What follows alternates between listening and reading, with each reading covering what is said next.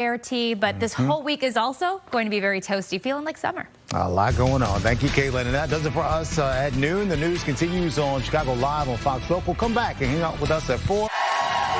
Next stop, share. I'm your host, Anita Blanton, and I'll be with you through 4 p.m. So let's go over some of the things that we are expecting in this first hour together. We have some new data out that shows sales of previously owned homes slowing in March, down 3.6% on the month and 1% lower than just a year earlier. So we have a Bankrate senior economic analyst who's going to be joining me to talk about signs of a stagnant housing market, especially this time of year when you would expect things would be kind of picking up. We'll talk about what's behind the new numbers, how it impacts the 2026 outlook, what's left of it, and a few other things with him. Also, here's a question. With minimum wage increasing for many workers who depend on tipped wages, will customers keep the change? I mean, will people feel that they no longer are expected to help the server make a living wage? Axios has done a survey on what we're going to dive into soon, what we could be expecting, what people are feeling, if people feel like they're just kind of tipped out, whether they feel like they still need to help workers, whether they feel like it's even helping workers at this point in time. We'll talk about what their survey results showed. But we also have a live picture right now in Texas. There is a raid that's happening that's being conducted on a Texas home. This is connected to the throwing of an explosive at an AI company CEO's home over the weekend. Of course, when we go to it, they kind of move the camera here. So I don't want it to make anyone sick. Hopefully they get back over to the home. Okay, it's still moving around. But so it's in Montgomery County, Texas. This is right outside of Houston in Spring, Texas, if you're familiar. This is a scene where a 20-year-old suspect was arrested on Friday for throwing a Molotov cocktail at the San Francisco home of Sam Altman. So there's the home right there. And you can see there's some activity in that area. Again, there was a raid that started earlier this morning. No one was hurt in the throwing of the Molotov cocktail, but obviously they have to get to the bottom of that. So again, that incident happened in San Francisco early morning on Friday. And now we have a suspect, 20-year-old, who's connected to this home right outside of Houston in Spring, Texas. We've been getting some pictures of this throughout the day as investigators have been kind of going in and out, these FBI officials. But they do say it is connected to the suspect. So when we get more information about that, at this time there have been no federal charges in the matter. But you would think that that's probably soon to come now that the FBI is raiding the 20-year-old suspect's home here. So we'll continue to look for more information on that, what they're taking out of the home, what they have found, how it's all connected. We'll get to that as soon as we get some new information out. But, the city of Gary is hosting a special screening of Michael. That is the new Michael Jackson biopic for city residents tonight. So Mark Spencer, the director of the theater where all of this excitement is building, is joining me now. Thank you so much for being here. Okay. We don't have him here. So we're still anticipating him. Let me tell you about a few other things while we're waiting on him to get here that we are waiting for right now. So throughout our time together, a few other things we're getting to. Oh, prepare yourselves. We have the Dodge County Sheriff, Dale Schmidt, who's going to be joining us in our 3 o'clock hour. He is the Wisconsin sheriff suing an Illinois woman for $1 million. He is accusing her of defamation, saying that her claims of being detained by federal immigration officials in the Dodge County jail are a hoax. If you were with us last week when he was doing his press conference, it was a jaw dropper.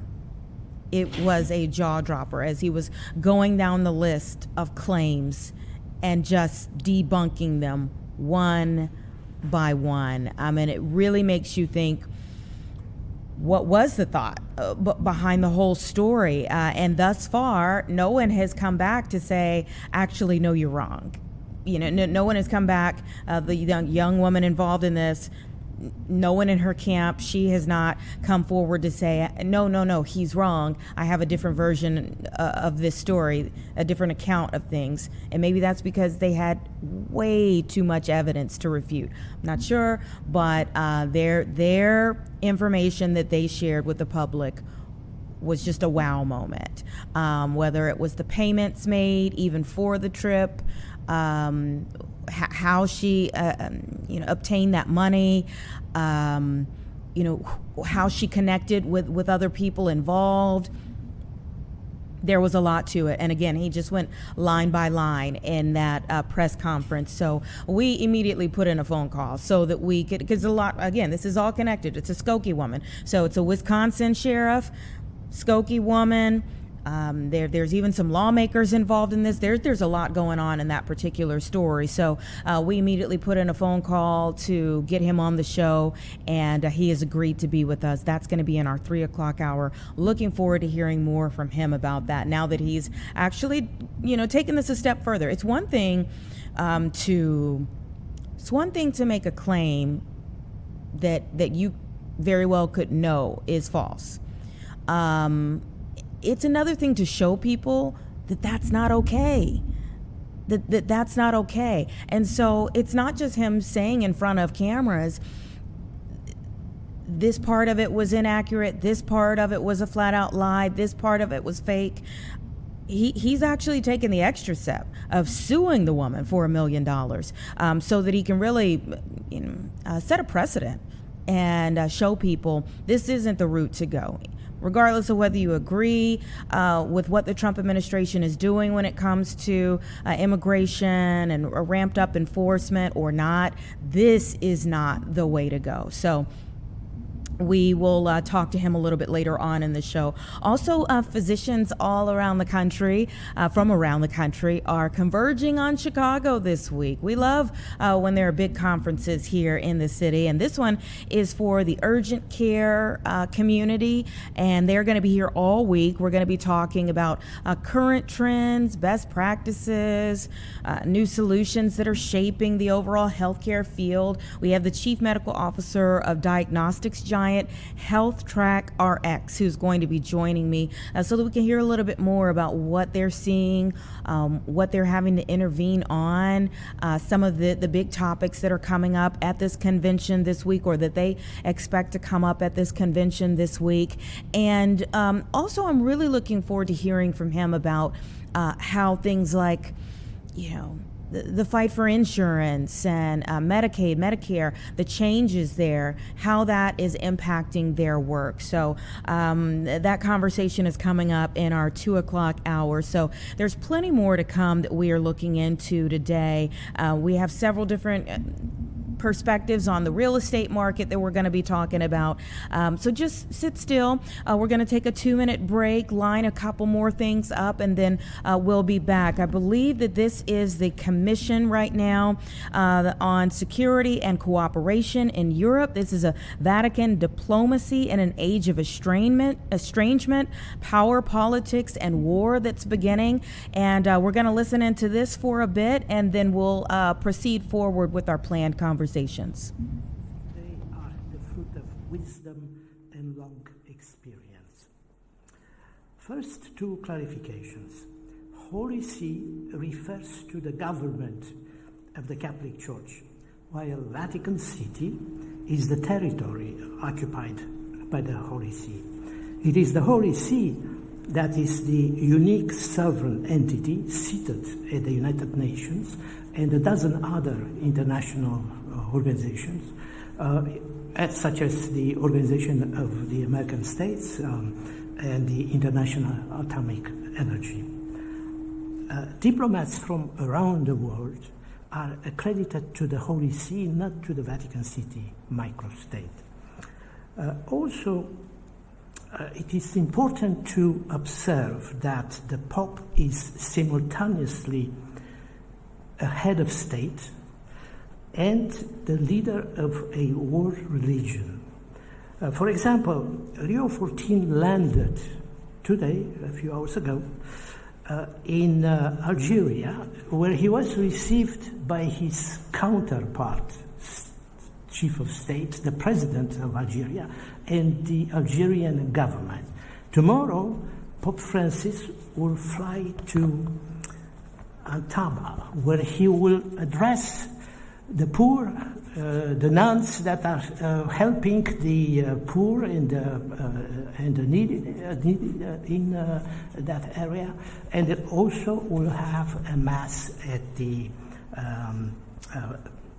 ancient basilica there. There he will be in carrying his hat of the leader of the Catholic Universal Church. Back to diplomacy. The Holy See maintains the world's oldest diplomatic school, where all of its professional diplomats, all Catholic priests, are educated at what is called the Pontifical Ecclesiastic Academy, which was founded in 1701. The Vatican has bilateral relations with 184 nations and operates 124 nunciatures or embassies around the world. The Pope's right-hand man is the Secretary of State, who is typically a diplomat, a priest diplomat. Because the diplomats are priests who take vows of silence regarding what they know, they often approach tasks as pastors, which helps explain why Vatican diplomats are notoriously discreet and why they are willing to meet even with dictators. No one is beyond salvation. In my book, God's Diplomats, I outline the four main functions of Vatican diplomacy: representation, mediation, preservation, and evangelization. We could get back to give examples of these four different dimensions if we wish as we go along. I will briefly mention two examples of mediation when Vatican diplomats helped resolve secular conflicts. Argentina, in the Argentinian-Chilean conflict in 1978, where a century-old territorial dispute involving the Beagle Channel, a strategic waterway linking the Atlantic and Pacific Oceans at the tip of South America. Argentina at that time had raided warships, while Chile had 45,000 troops on alert.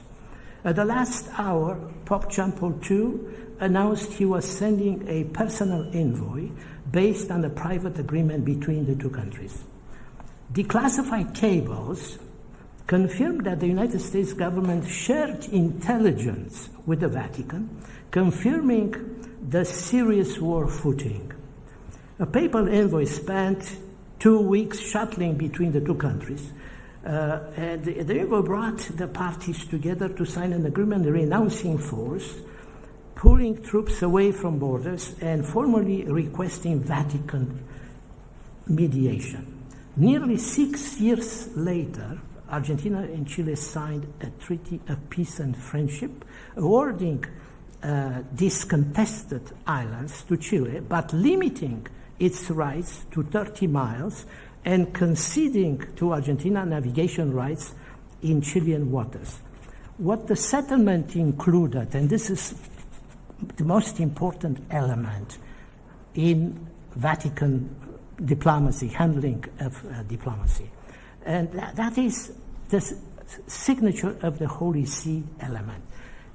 This agreement between the two countries, almost going at each other's military throats, it resulted in no winner and no loser.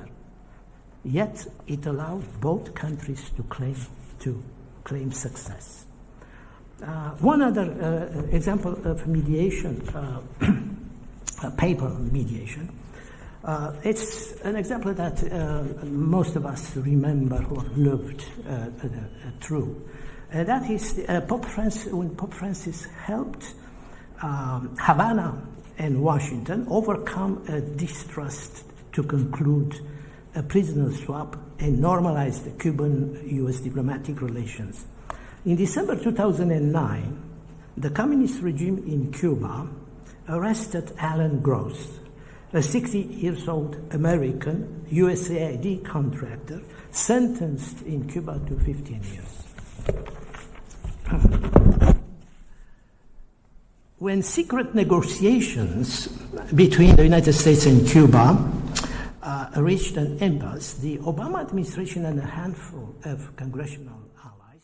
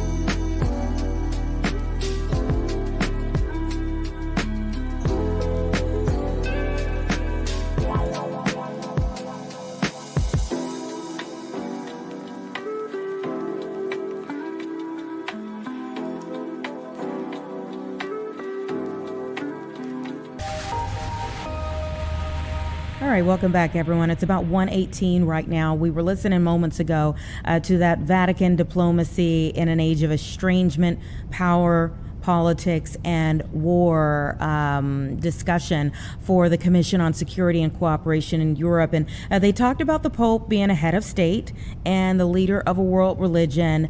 The Pope is in Algeria today. Obviously, they plan these types of meetings well in advance of any drama, if you will, that could come up before they actually sit down. So, of course, their meeting today, if you're just looking at it without context, it looks like maybe it has to do with the back and forth between the Pope and President Trump that happened just over the weekend in the last 24 to 48 hours here. But this was planned well in advance. They talk about the Vatican being having a bilateral relationship with 184 nations. And again, the Pope being in Algeria today.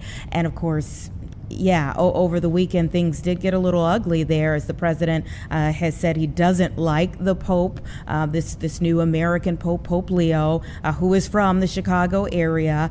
He said that he was a leftist, even posted a picture that many have found offensive. But again, this meeting was planned well before that, and the Pope has said he's not going to continue to go back and forth with the president, and that all are welcome to sit down, as they have before, and discuss world matters. Let's move forward with our conversations and talk a little bit about tipping and people's feelings about tipping here in our area and well beyond. We have Monica Ng, the Axios reporter, who has been looking into some new numbers put together a recent story about local tipping laws that led to a survey that a lot of people have been responding to. Thank you so much for being here with me.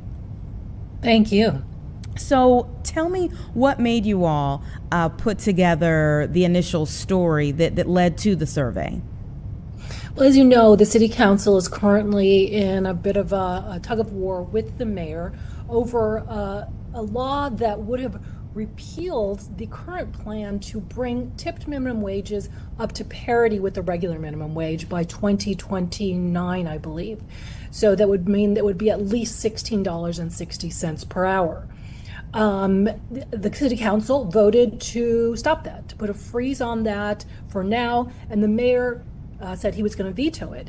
In this week's city council meeting, we're going to see if perhaps the city council has put together a veto-proof majority to stop that. So in all this back and forth about tipping, I wanted to see, well, how do the readers actually feel? How do Chicago diners actually feel about this? So we asked them, and we got 1,225 responses just in a few days. People leaned in here, and what was their overwhelming response? Well, in general, people do believe that Chicago's tipped minimum wage should go up to at least $16.60 an hour. They also said that if they knew that the service charges that you sometimes see on your bill actually went to help the workers, that they'd be okay with them. But, the law does not require that to go to the workers at this point. Also, they said that they have not, by and large, have not started tipping less as the minimum wage has gone up. The last time we did this 2 years ago, about almost 30% of people said, yeah, I'm tipping less now that I know that these workers are making more. Now only 15% said that they're doing that. And finally, almost everybody, well, I'd have to say the vast majority of our readers did not know that just over the border, right there in Indiana, tipped workers are only making can make as low as $2.13 an hour. So we're going to be going up to $16.60, but Indiana, a server, a waitress at Denny's could make just $2.13 an hour. Wow. And of course, the part of the back and forth has been, what does the increase do to the businesses themselves that employ them? Yeah, I mean, many restaurant operators in Chicago, represented by the Illinois Restaurant Association, said this is killing them, on top of higher food costs, tariffs, and higher rents, and gasoline. Now they've got to keep raising their workers' wages. They said it's really hurting them. Those who represent workers say, well, really, you're going to take this out on the workers? They're also dealing with high food costs and gasoline costs. So there's a real back and forth about where the money should come from to keep our restaurants afloat, if indeed this is, the kind of thing that's going to cause them to close. Sam Toya of the Illinois Restaurant Association said, Monica, just look with your eyes. Look on the blocks where you see for lease, for lease, for lease. We're seeing a lot of restaurants close. Is this the very reason they're closing? Maybe. Do most people feel okay about tipped workers having their wages increase? It seems like, but whether or not they will continue to tip at a regular rate still seems a little iffy. Yeah, because the consumer who's coming to the restaurant is also feeling a squeeze right now. Right. The menu prices, that's another thing everyone sees. It's like, holy cow, I used to go out to dinner with my friend and it'd be maybe $50. Now it's easily $100, even at a sort of mid-level restaurant. Yeah. So where do you see this moving forward? I mean, where are we even in the discussion? When does a decision have to be made? What's a timeline, a realistic timeline here, for our lawmakers to actually say, okay, this is what it's going to be moving forward? Well, on Wednesday, we're going to have a city council meeting. If Alderman Samantha Nugent, who was the main sponsor of this ordinance, is able to get 4 more votes on top of the 30 she already got to pass this, she would have a veto-proof majority. It's not at all clear if she's going to get those votes. It's also being discussed, so it could happen. We could know on Wednesday whether or not the mayor's veto will stand or if it will be overridden. And if it is not overridden, then we will see the minimum wage continue to increase until it reaches the regular minimum wage, tip minimum wage, and regular minimum wage. This is also being discussed at a state level. And the Illinois Restaurant Association told me that they are going to focus on a state bill that would hand over the idea of sub-minimum wages to the state so that each town wouldn't have a different one. They said it really makes it difficult, for someone to operate a restaurant if they've got one in Evanston and one in Chicago, one in Skokie, one in Chicago, with all these different laws. That is a very interesting perspective on it that I think most people wouldn't think about. Like if you own a restaurant with multiple locations, that could get even more complicated for you trying to keep track of all of that. What are some other misnomers you think? I mean, you mentioned a couple. One, be it that in Indiana, the tipped wage could be as low as, or the base for a tipped worker could be as low as $2.13 an hour. You mentioned that, and then this one about the different locations having different rules. What are some other misnomers you think on this particular topic that people have? Well, it's so easy to be confused because the landscape is so different. Some people believe that the owners are all keeping these service charges. Well, that could be true at some places, but I've talked to some owners at Daisy's, for instance, and the owner says, "Look, Monica, I pay tens of thousands of dollars in healthcare benefits. I give my workers, vacation days, sick days, which is the law. I also give them, healthcare, which is not required and is not normal in a lot of restaurants. But there could be another owner who charges a service charge and he doesn't give health care. So there are other restaurants. There was this great restaurant that's still around. It's called Batu. And their whole deal was that they were going to just outlaw tipping. They had a sign that said tipping and a slash through it in the dining room. And that all of the needs of tipping would be baked into the price of the food. Well, that did not go over super well with their servers, and they have ended that practice. I think one of the few places where that's still the case is a place called John's Food and Wine in Lincoln Park, where the tip is baked into the whole thing, and they pay the people in the back of the house in the kitchen largely as well as they do the people in the front of the house. So it's not like the guy who's cooking your fish is making a tiny amount of money and then the person on the front of the house is making a lot. They try to spread the wealth and make it more egalitarian throughout. But the thing is, a lot of the diners, they can't know exactly how each of these restaurants is operating. Rick Bayless's Frontera, he decides, I'm going to pay my workers a certain high level, no matter if people come in, if it's a rainy day, nobody shows up, they still get a dependable wage. And I'm going to put that right there on my bill. But if you want to tip extra, if we've gone above and beyond, you can give more money above that service fee. But it's hard for me, much less the average diner, to keep up on all of these different systems throughout the city. And some people think it could be better to have just one system throughout the state, throughout the country even. Yeah, and I mean, such a good point on, say, the example you gave for Rick Bayless for Frontera, where people can, if you have that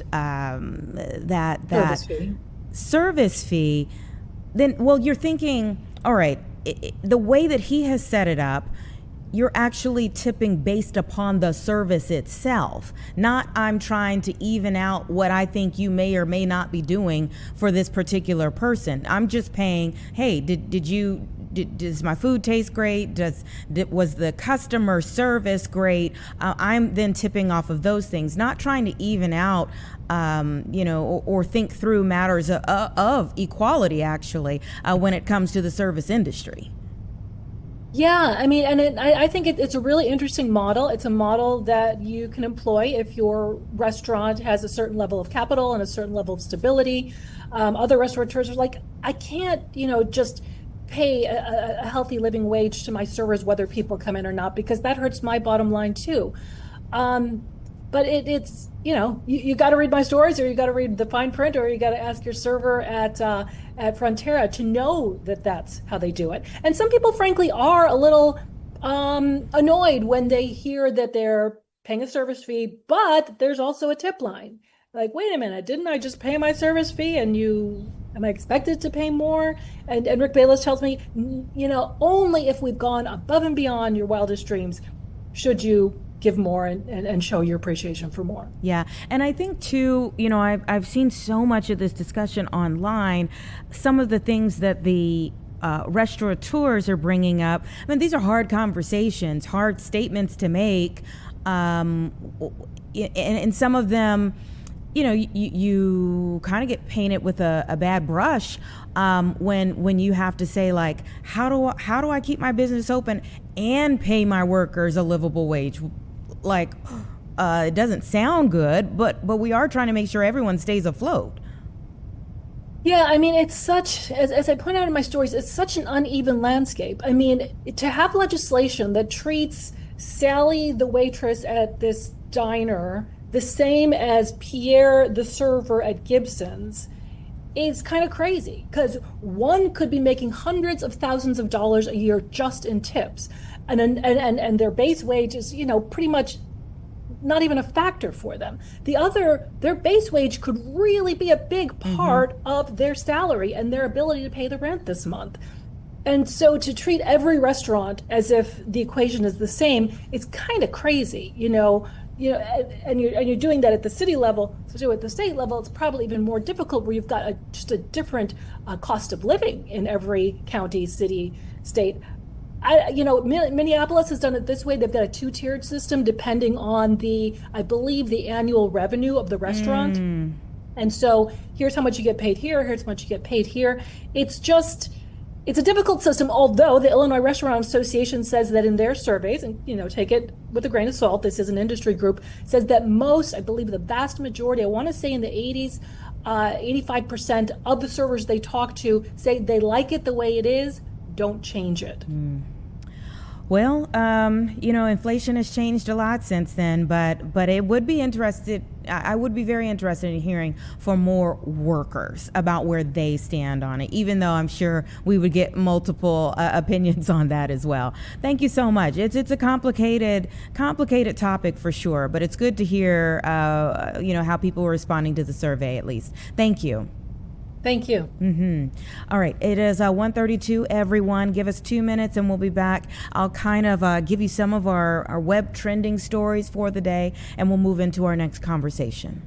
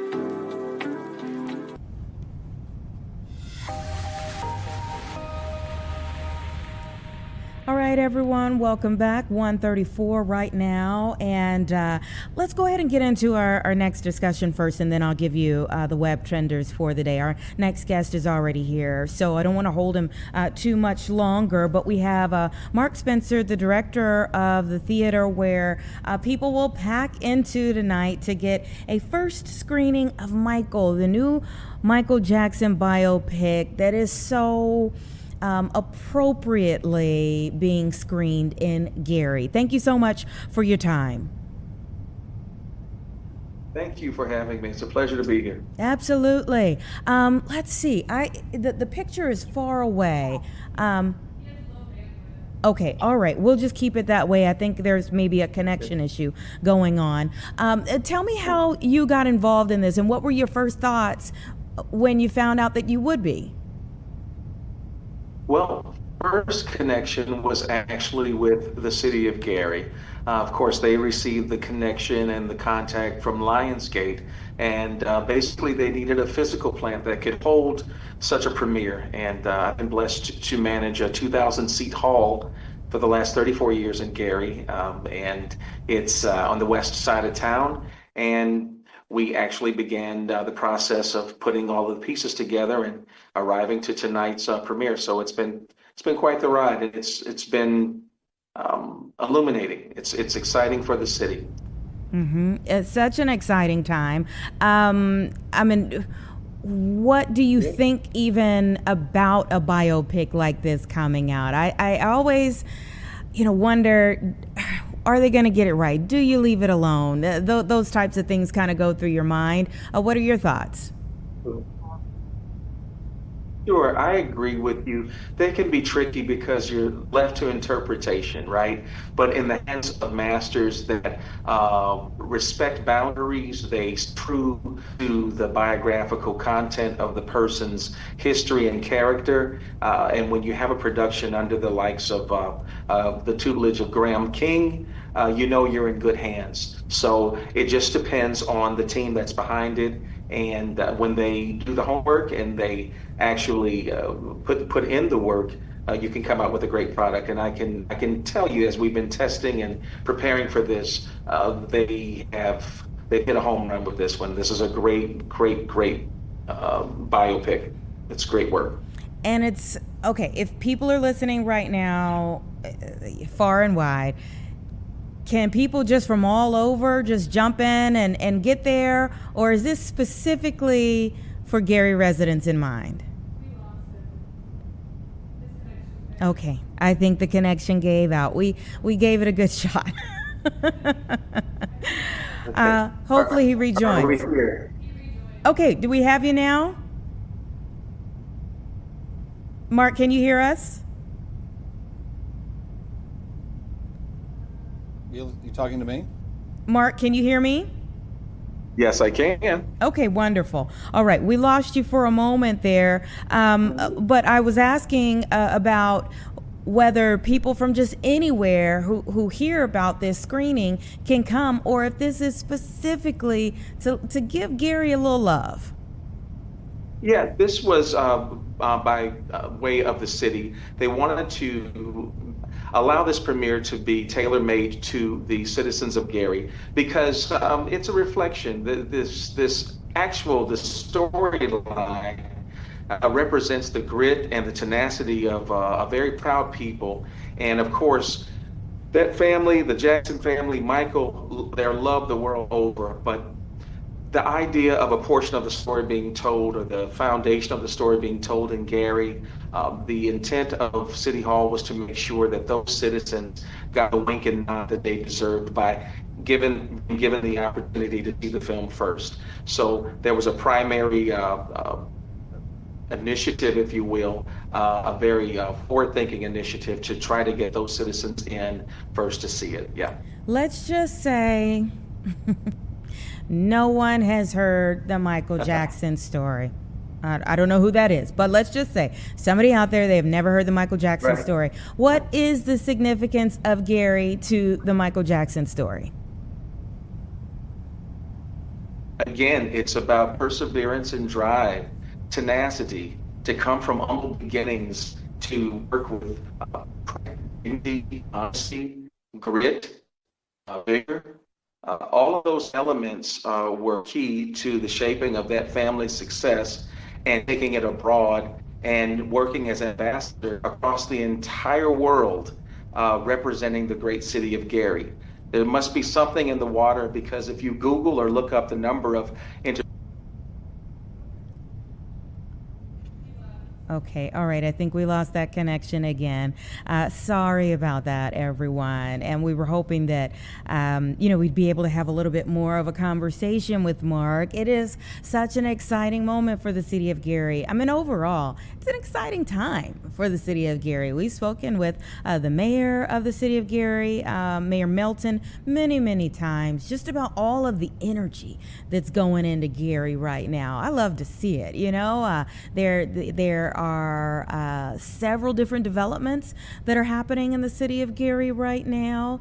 They got a major new contract that just came in for the city of Gary. Then you get this biopic that's based on Michael Jackson's life, which of course goes back to Gary and puts more of a spotlight on a city that maybe doesn't get a lot of that positive spotlight all the time, but is more and more. I mean, if you go down to Gary right now, there's a beautiful mural of the Jackson family, the Jackson Five, and you can visit the home and all of those things.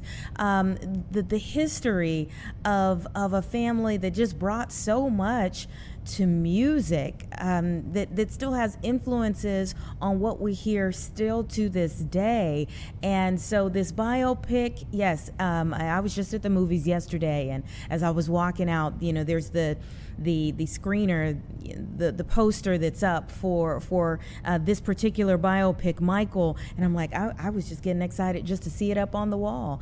The Devil Wears Prada, all those things that are to come. But I'm looking forward to being able to see this movie, and I'm glad that they said, you know what, we're going to take this one night, and we want to make sure that the people of Gary, where this wonderful family, royal family in music, was based, where they grew up, where their beautiful story that has lived for generations started.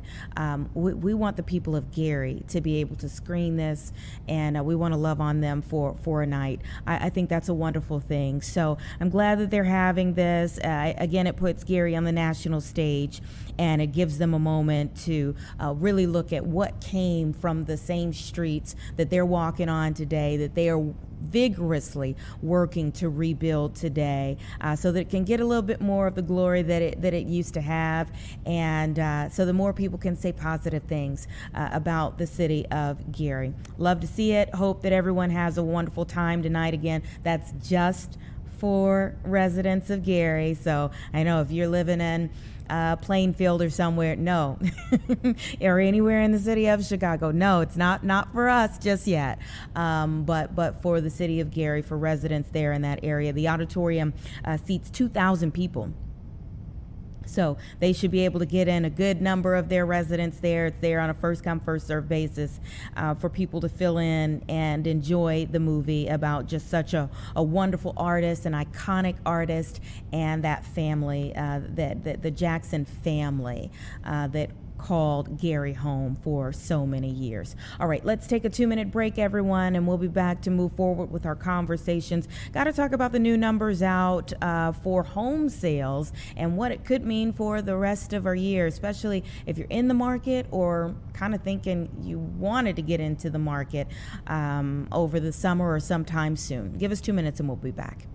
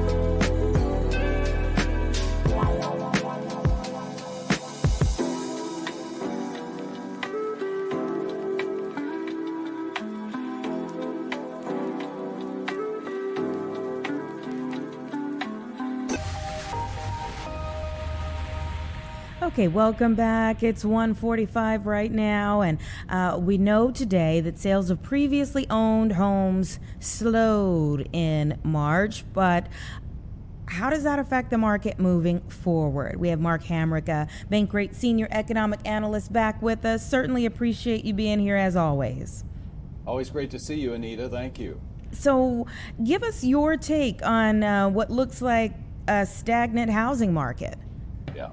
Well, first of all, let's think about the fact that this is a national report, and real estate, more than so many other things, is really specific to local markets, neighborhoods, communities. And the reality is also that sometimes the national trend is very instructive for what is happening locally, especially the affordability dynamics that are constraining the market right now, high mortgage rates, rising home prices on a national basis. So as we've seen, affordability challenges remain in place, and since this data was relevant, it's only gotten worse because one impact of the Iran war has been to send mortgage rates higher again. Essentially, we have a shortage of supply of homes for sale nationally, more so in the Chicago area. We see home prices continuing to rise slightly on a national basis, more so in the Chicago area, and there is constraint of supply. So all of those things are sort of undermining the housing market during its most important time of the year, the spring so-called home selling season. Exactly. I mean, we're just getting there, like the temperatures are just starting to behave where people want to get out and about a little bit more, maybe for some showings, maybe for, open houses or what have you. So how do you think that this time period could affect the rest of the year? Well, it was instructive today that the National Association of Realtors, which collects and reports this data, said that it was raising its forecast for mortgage rates for the full year. Instead of the 6% average they saw for the 30-year fixed rate mortgage, the mortgage that does the bulk of the heavy lifting for home sales, instead of 6% for the full year, they see it at 6.5%, which is roughly the average right now. Previously, they thought there would be a double-digit percentage increase in sales when they earlier thought that mortgage rates would be lower, but now they're downgrading that to essentially little change, a 4% increase for the full year. Now, here we are talking in April, Anita, and as you know, in your business, things can change on a dime, so they'll be adjusting their forecasts as conditions warrant if they do. But the outlook is that we just sort of need to calm down with respect to our forecast for the housing market this year, because you've got this home price issue, you have the mortgage rate issue, and there are just so many people who are unwilling to put their homes on the market, and that is constraining supply as well. Yeah, what other impacts do you think it will have on people who they have no choice but to look to get in the market right now? I mean, should they just hold off altogether, or what can they expect?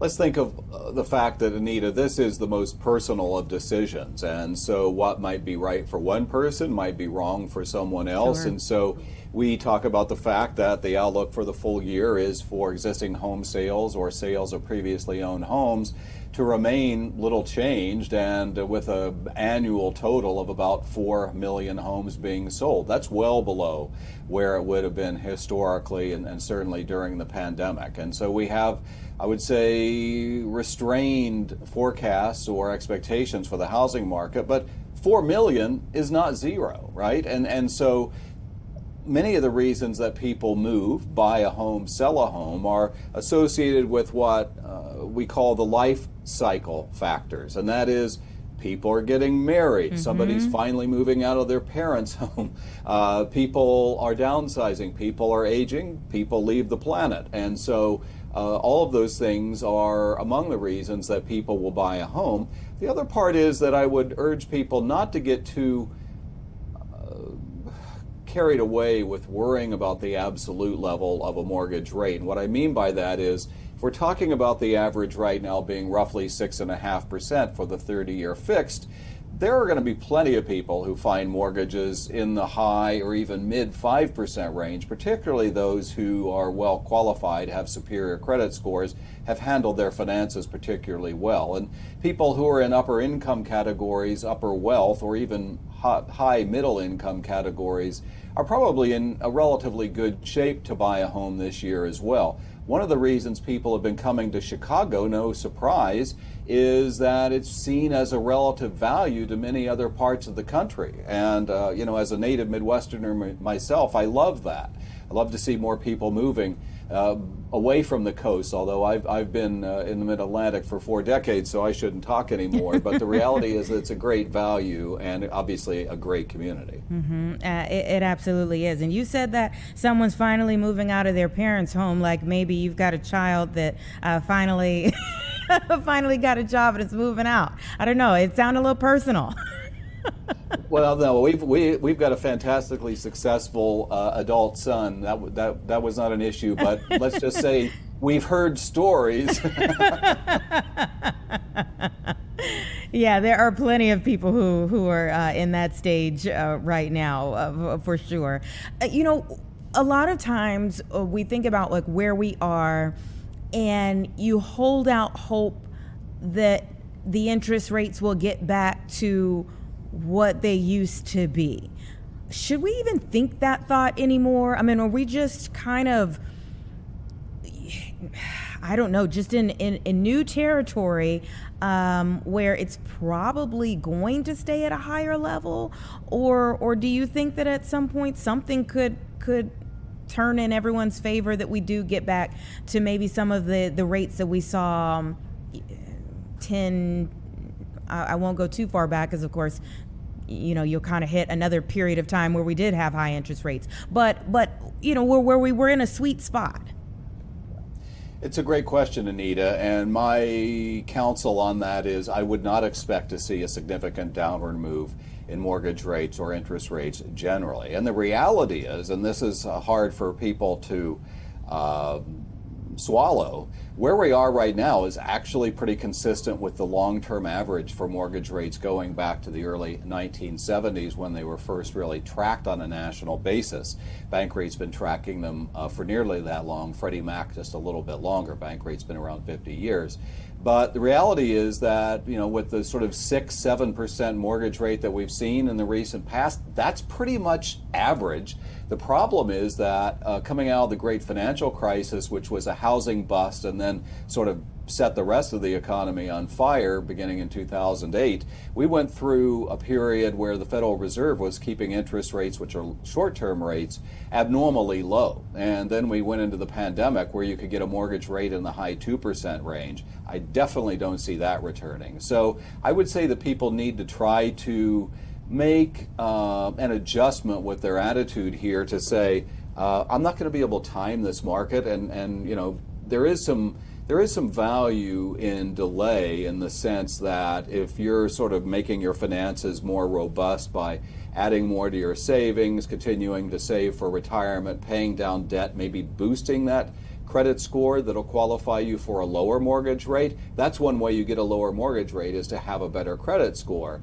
The worst thing to have happen is somebody rushes into a home purchase.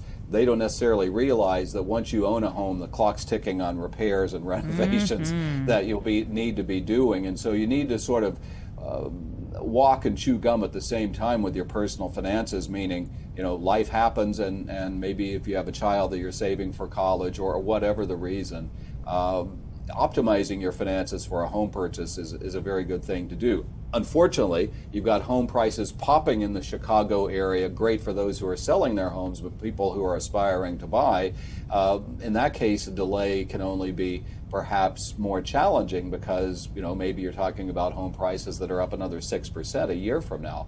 There, who knows? But on a national basis, probably not. But locally, probably yes. They're probably going to continue to rise. Okay, lots of good things to keep in mind. Thank you so much. We always appreciate having you here. Thank you. My pleasure. All right, take care. Everyone, it's 1:55. Let me tell you about a few things that are really going on the web. A lot of people are seeking out right now on the web. lots of folks wanting to know what's going on with the weather, and I can tell you that our meteorologists are going to come up and give us an update on things. But you can see even right there from the radar, doesn't take a meteorologist to say there's rain on the way. Okay, in fact, they said summer-like heat, severe storm threat ahead. Okay, they said we have a daily chance of thunderstorms this week with the highest severe risk expected on Tuesday night, and that cooler air arrives this weekend with highs near the 60 and additional rain chances. So that is something that we all want to pay attention to. In fact, just about an hour ago, we had some emails going back and forth with our meteorologist as they were kind of talking about what's going on even at the moment, that today we have showers and storms moving in. We've reached severe threshold with hail in LaSalle County. Highs today, upper 70s, low 80s. But again, hail already in LaSalle County. So there's a chance for severe storms a little bit later on, and it hangs with us, especially tomorrow, but through Wednesday. So we'll get one of our meteorologists up here to give you more of the details. That's all I can give you with my non-meteorological degree, okay?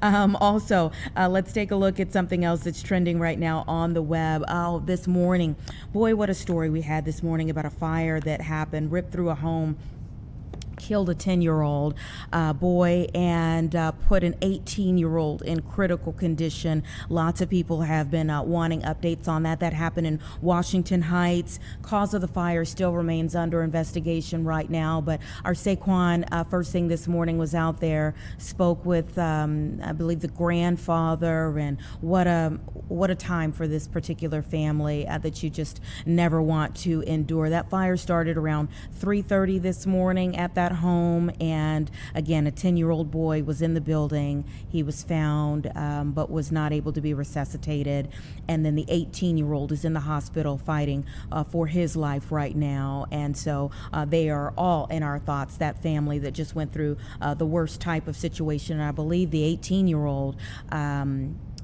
has cerebral palsy. So just an incredibly complicated situation for that family, and a horrible morning for them losing a 10-year-old this morning. So that's another one of our trending stories on the web, as well as the Illinois millionaire tax. Lots of folks talking about this right now. Could curb property taxes, and of course we have talked so much about property taxes in our area. We were having the conversation moments ago about the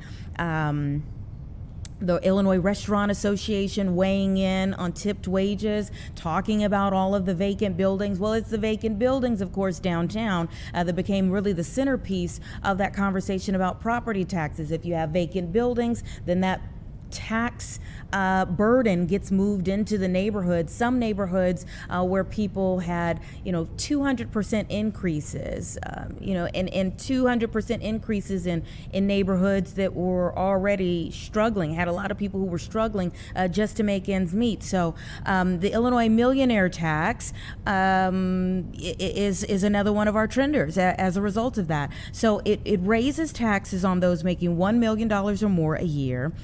The state could reduce property taxes, fully fund public education, or both, according to a new study out on it. And it, of course, though, would be an added tax on millionaires, requiring approval from both lawmakers and at least a majority of voters in an election. The researchers argue here that the states have passed similar tax increases on higher earners, also saw economic benefits, but of course you wonder, would it push people who do make more out of the state and maybe to other states? There's all sides of that particular argument that are being made right now, but it would approve, if approved, it would put a 3% surtax on residents who make at least $1 million per year. Some things to think about, some things that are trending on the web right now. Again, weather, that fire this morning in Washington Heights, and then also this millionaire tax. It's 2 o'clock though. Give us 2 minutes. We'll be back. I'll set you up for where we're going in the second hour of Chicago Live for today.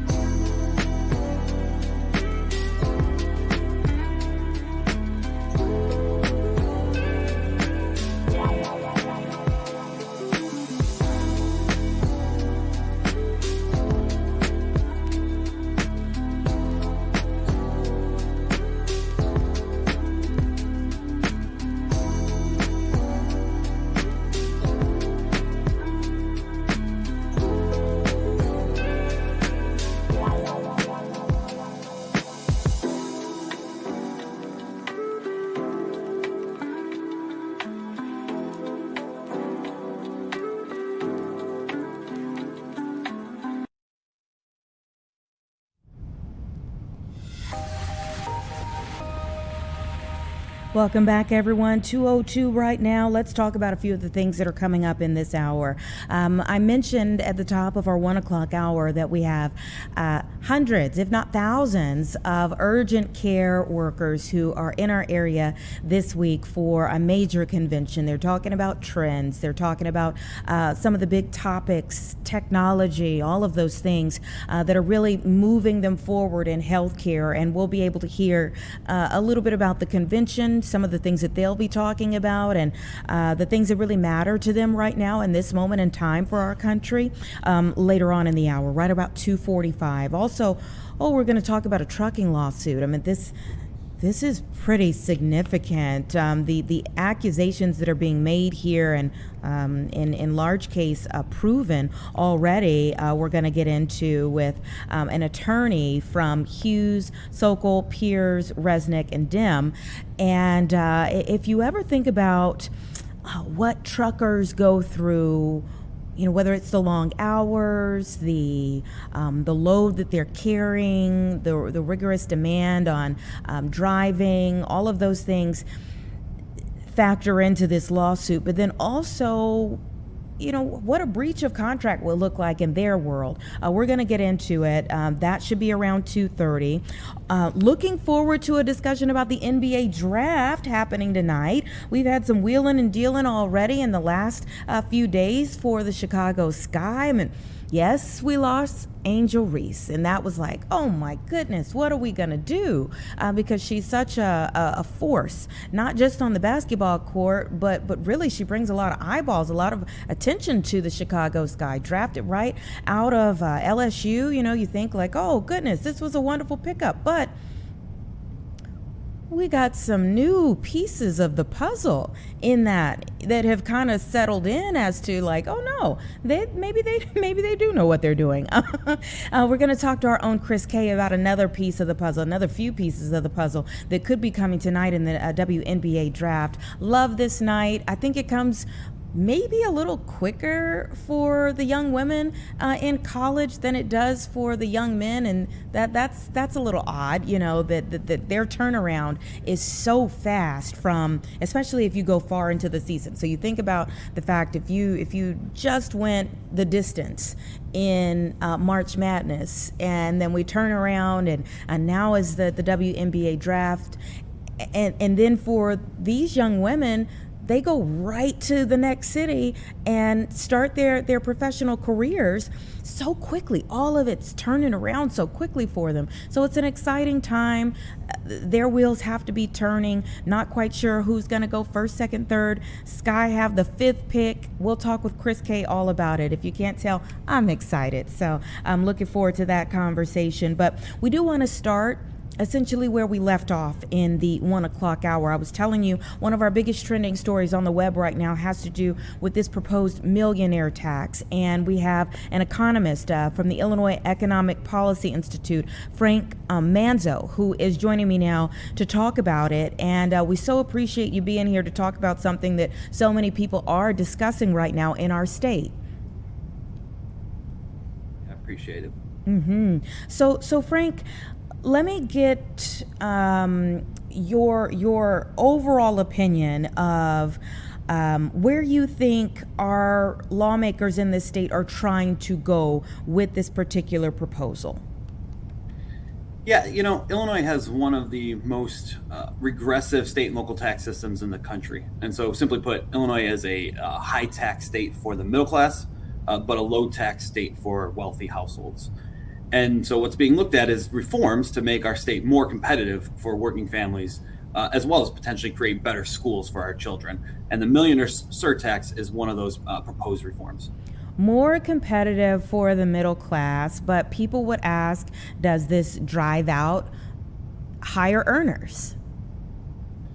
I mean, it's a good question. There's, people say a lot of things about taxes and this tax reform, but the data says that it would have little to no impact on migration. Illinois' millionaire population itself is up 40% over the past few years, and those households have seen their incomes more than double over the past 4 decades. Whereas it's barely budged for everybody else, in both incomes and population. And then you can look at other states. You can see that the most recent state to pass a millionaire's tax, Massachusetts, since that tax has been levied, the number of millionaires has increased in the state. So it has not driven this huge mass wave of out-migration. Mm-hmm. And where do we see, I mean, it's been proposed for the city of Chicago. Now we're talking about it for the state of Illinois.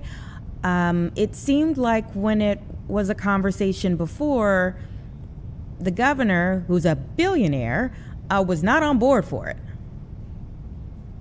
Well, okay, so yeah, Anita, our report, I should say, does only focus on the question of a millionaire surtax at the state level, which is kind of being discussed in the Hall Springfield, and that tax would generate $4 billion per year, which would be lockboxed and dedicated for property tax relief or for historic investments in education. And the governor was previously in support of what was called the Fair Tax Amendment, a graduated income tax proposal a few years ago that did not pass, but was different in a number of ways from this proposal. Mm-hmm. And so what are you all focused on right now where this is concerned? Yeah, I mean, what we find is that this 3% surtax on income over $1 million. So it only kicks in once you earn in 1 year $1 million in income. It only kicks in at that right after that $1 million. That 3% surtax could deliver $1,500 property tax rebates for 3 million homeowners across the state. That would be a 20% tax cut, and it would improve housing affordability. Or it could fully fund every public school under the evidence-based funding model that we have in the state, which would improve class sizes and graduation rates, but would also stem property tax growth. So either option or a combination of the two would grow Illinois' economy and add thousands of jobs. That's what the data shows. What about capital gains?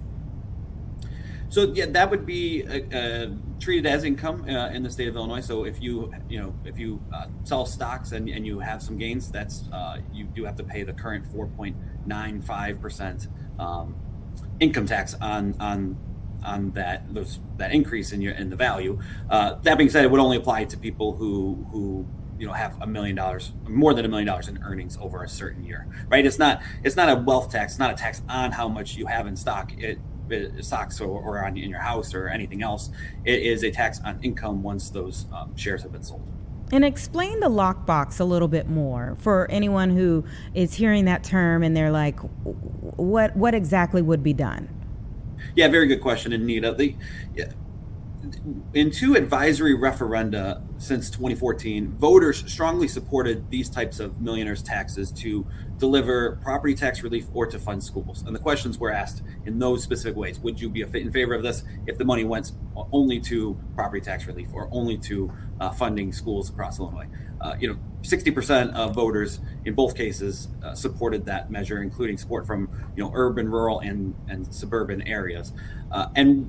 So what a constitutional amendment could do is take the new revenue that's generated and dedicate it specifically to those, one or both of those purposes, depending on what's put to the voters, and the voters would decide that.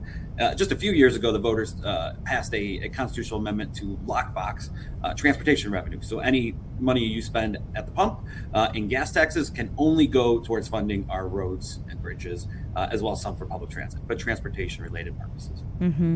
And then walk us through the procedure here to change this constitutional amendment.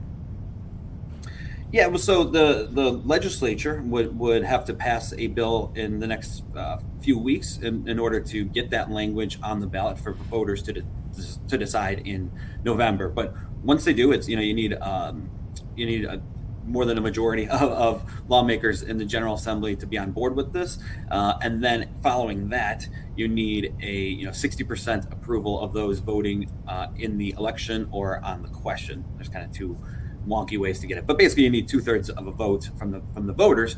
And again, this would put the question up to voters: should those who are wealthy pay more in income taxes to deliver 20% property tax cuts for the middle class and working class families, or to fully fund our schools, which would deliver property tax relief? It would put it in the hands of the voters. And it is odd that in a state where it seems, I mean, even again, there's city issues, there's state issues, but in a state where we constantly talk about, like, say, the teachers' unions, that we lag behind other states when it comes to funding public education.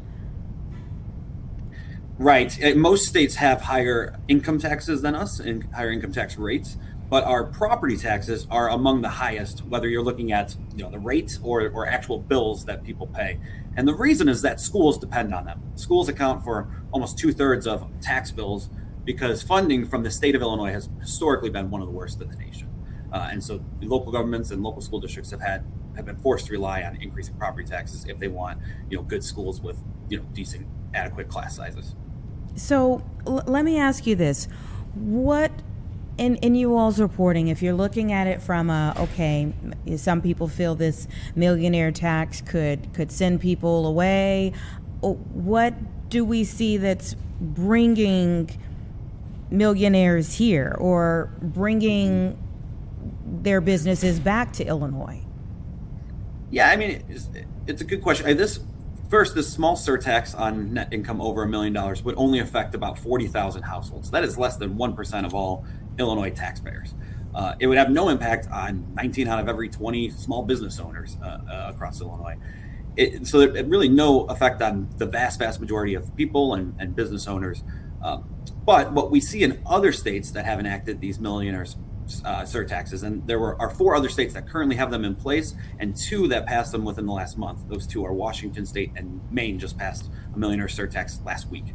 But what we see in the states that have these surtaxes in place is that they've enabled them to invest billions of dollars in education or in tuition-free community college or healthcare or infrastructure or all the above. And as a result, the economies of these states with millionaires taxes grow just as fast as those without, because they're making investments in working people and in the middle class. And so did we look at states where they have seen people leave as a result of these efforts, whether it's New York or Silicon Valley, or the places where those millionaires ended up? Yeah, so there is research on this, and the research shows that millionaires actually migrate at a lower rate than the overall population.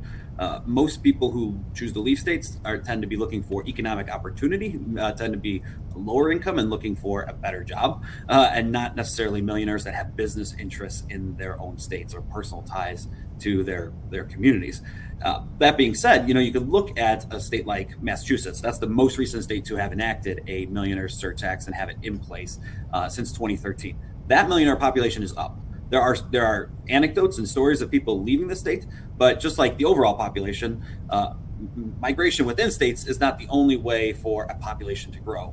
So for the millionaire population to grow, you could have more people enter the state than leave, or you can have more people in that state become millionaires. And that seems to be what's happened in Massachusetts. And in fact, in the last year, the Commonwealth of Massachusetts actually grew faster. Its economy, the GDP, grew faster in Massachusetts than any other state in the country. So clearly, its surtax, levied in 2013, has not had a negative impact on economic growth.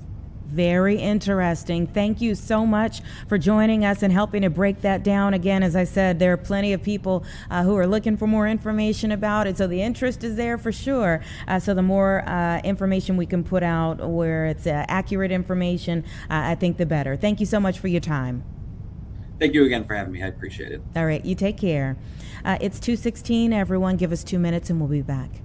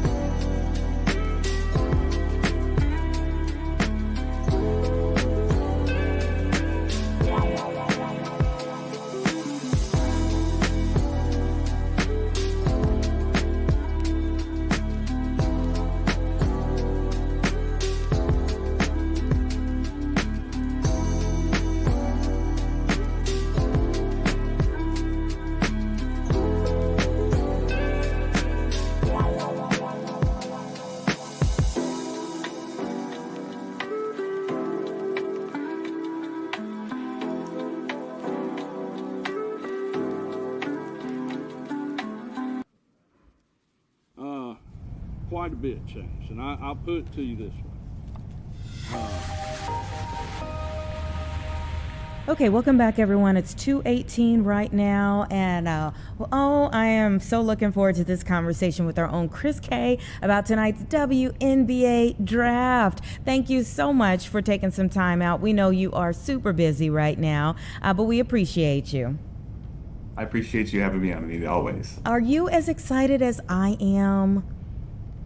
I am, because this is like the start of draft season. Yes. There's award show season where the Golden Globes kicks everything off in January, but this is the first draft of the draft season, and I'm looking forward to seeing what the Sky do, especially after the last week and then the weekend where they had a bunch of moves and they got better on paper. But this is one of those moves where it kind of sets up the future, kind of has a chance to impact the team much later on, just beyond this year. Absolutely. I was saying the same. I think it gave us a shock to the system when they traded Angel Reese, and it was like, oh my goodness, because she attracts so many eyeballs. But then when you started to see the pieces that they picked up, Skylar Diggins or Rakia, you think like, oh, wait a minute. Maybe they just have a different view of how to really be more effective on the court. I mean, even though we had some stars, we weren't winning. Yeah, I think that was the biggest thing is it was really a reaction to the fact that the Sky took a major step backwards last year. And I think part of the step backwards had to do with the injuries for sure, but they also didn't have the players that fit Tyler Marsh's system. They wanted to run really quickly and shoot threes at a high pace and make a lot of those threes and really spread the court that way. But they weren't able to do that. And when you saw them take a major regression, you kind of knew things were going to change. The biggest question we were all wondering is Angel going to be on the team? We saw what happened at the end of the last season where they had this public, I don't want to say fallout, but it was more so like this public tete-a-tete, this little back and forth between she was suspended and then wasn't, and then had a rift to the teammates and she apologized. And I don't think it was very fair how that all went down for Angel in any case whatsoever, but I understand why they would want to move her, especially to a team like Atlanta where Carl Semko is a very good coach there. He's a very good developmental coach, and they had a couple players that really weren't three-point shooters that he kind of developed into shooters. And Angel is one of those players where she was working on that shot a lot last year. Will she get a chance to do that in Atlanta? But when you talk about getting Rakia into this Sky system, I think there's so many possibilities that you can do, and that's the biggest addition for me. I was a little shocked that they got Rakia 1-for-1 for Ariel Atkins, but we'll hear more about that trade and how that went down a little bit later today. But that has a trade, or has the implications to be a trade to set up the Sky for years to come. She could be the star in Chicago and that high-scoring player that the Sky haven't had since they traded Kalia Copper. And she's someone that can score at all levels and pairs really well with Skylar Diggins and Courtney Vandersloot and the rest of the pickups that they had in free agency. Okay, for tonight, are we thinking AZ Fudd goes first out of Connecticut, or what do you think like the first five will be? Yeah, I think AZ Fudd is a pretty good guess to go number one overall, just because Paige Beckers is there and has a relationship with AZ already, and they have an opening there. I think at the 2, and then you can kind of be creative with how they use Arike Ngumbawale. But after that, it's just kind of a mix. It's kind of like a toss-up almost. We really don't know what the Lynx are going to do because they need immediate starters just because of what they lost in free agency. But Seattle's there as well, and Olivia Miles from she was at Notre Dame, transferred to TCU, had a really good year. Could be one of those picks depending on everything, but it really depends on what the Sky want, because right now the only real hole the Sky have sits at the 2 position, where they have Skylar Diggins at the point guard position. They have Rakia, who's going to play the 3. Azra Stevens will be at the 4, and obviously Camila Cardoso at the 5. So who's going to play the 2? Who's going to play the 2 guard position? The Haley Van Lith seems like the obvious player to step in there, but it wouldn't surprise me if the Sky went out and got a Kiki Rice out of UCLA, or Gabriela Jaquez out of UCLA as well, a very good spot-up shooter. But Follow J. Johnson is another one of those players where, okay, we can just get a playmaker, put him in there, and just let them go. And maybe you have a rotational thing going with Haley Van Lith there, but also they traded for J.C. Sheldon for a reason, where they they have players that can shoot now, and I think they want to add to that. I think this pick will reflect the more offensive vision that Tyler Marshall wants to have. So I'd expect maybe someone like a Kiki Rice or a Gabriela Jaquez, and I think Sky fans would be very pleased with those picks. And I was saying earlier too about how quickly the turnaround is for young women in basketball versus young men. I mean, it just feels like, especially if you make a run in the tournament, I mean, you've just finished, then the draft, you got to get to the new city, and the season is like right there in May. It's crazy how that turnaround is, and it really wouldn't surprise me if I know the WNBA just completed this new CBA, which is getting players into the millions now, and we're seeing contracts that are signed that have never been signed before. And I think that was the big thing, is like, if we're going to have this turnaround, you have to compensate players properly, because they don't do this in the NFL, they don't do this in the NBA, they don't do this in Major League Baseball at all. But I think that turnaround is such a big issue for players in their first years. I think we saw it a little bit with Angel and Camilla 2 years ago, and Camilla a little bit less because she was injured and came into the starting lineup as the year went along. But there's a lot of fatigue that these young players have, and I think that's something that they're kind of figuring out. And it wouldn't surprise me if some of that changed a little bit, maybe move the draft up. But then again, it's difficult to move the draft up because the tournament's right there, and you want to, it's the tournament does have a big impact on who goes where. Like Gabriela Jaquez is a player that really improved her draft stock because she had a fantastic tournament, was fantastic in the championship game too. So it's a really weird conversation to have, but I do know the players are being compensated at a level where it's more, okay, like we're more comfortable with this kind of thing because we have this opportunity to get paid more and get paid like the players that we are. Yeah, because there really was a concern before, like especially once NIL came into the picture, that these young women could be making more with NIL than what they were then 2 weeks later getting from the WNBA. Yeah, that was the biggest thing, and it doesn't really surprise me if players would stay those 3 to 4 years. But I think in the next coming years, we'll see a lot of players kind of make that business decision for themselves. So like if you have a really good year, like for example, if you were Juju Watkins a couple years ago, you may have just gone to the WNBA after that fantastic freshman season where you lit the world on fire and everyone's saying, hey, look, you have a Caitlin Clark, which played really well. You had Paige Beckers playing really well. But at the same time, if you're Juju, you have a star profile already. You don't need the NIL when you can go to the league and get a contract that's worth upwards close to $1 million, maybe beyond $1 million too. We saw some players that signed contracts worth over $1 million. I think it's worth it. I'm very glad that they're finally getting into this this space, and I'm really interested to see how it affects the league, especially when you talk about players where maybe they would have come out a little bit earlier, and that would affect who the Sky could pick at number 5 overall. But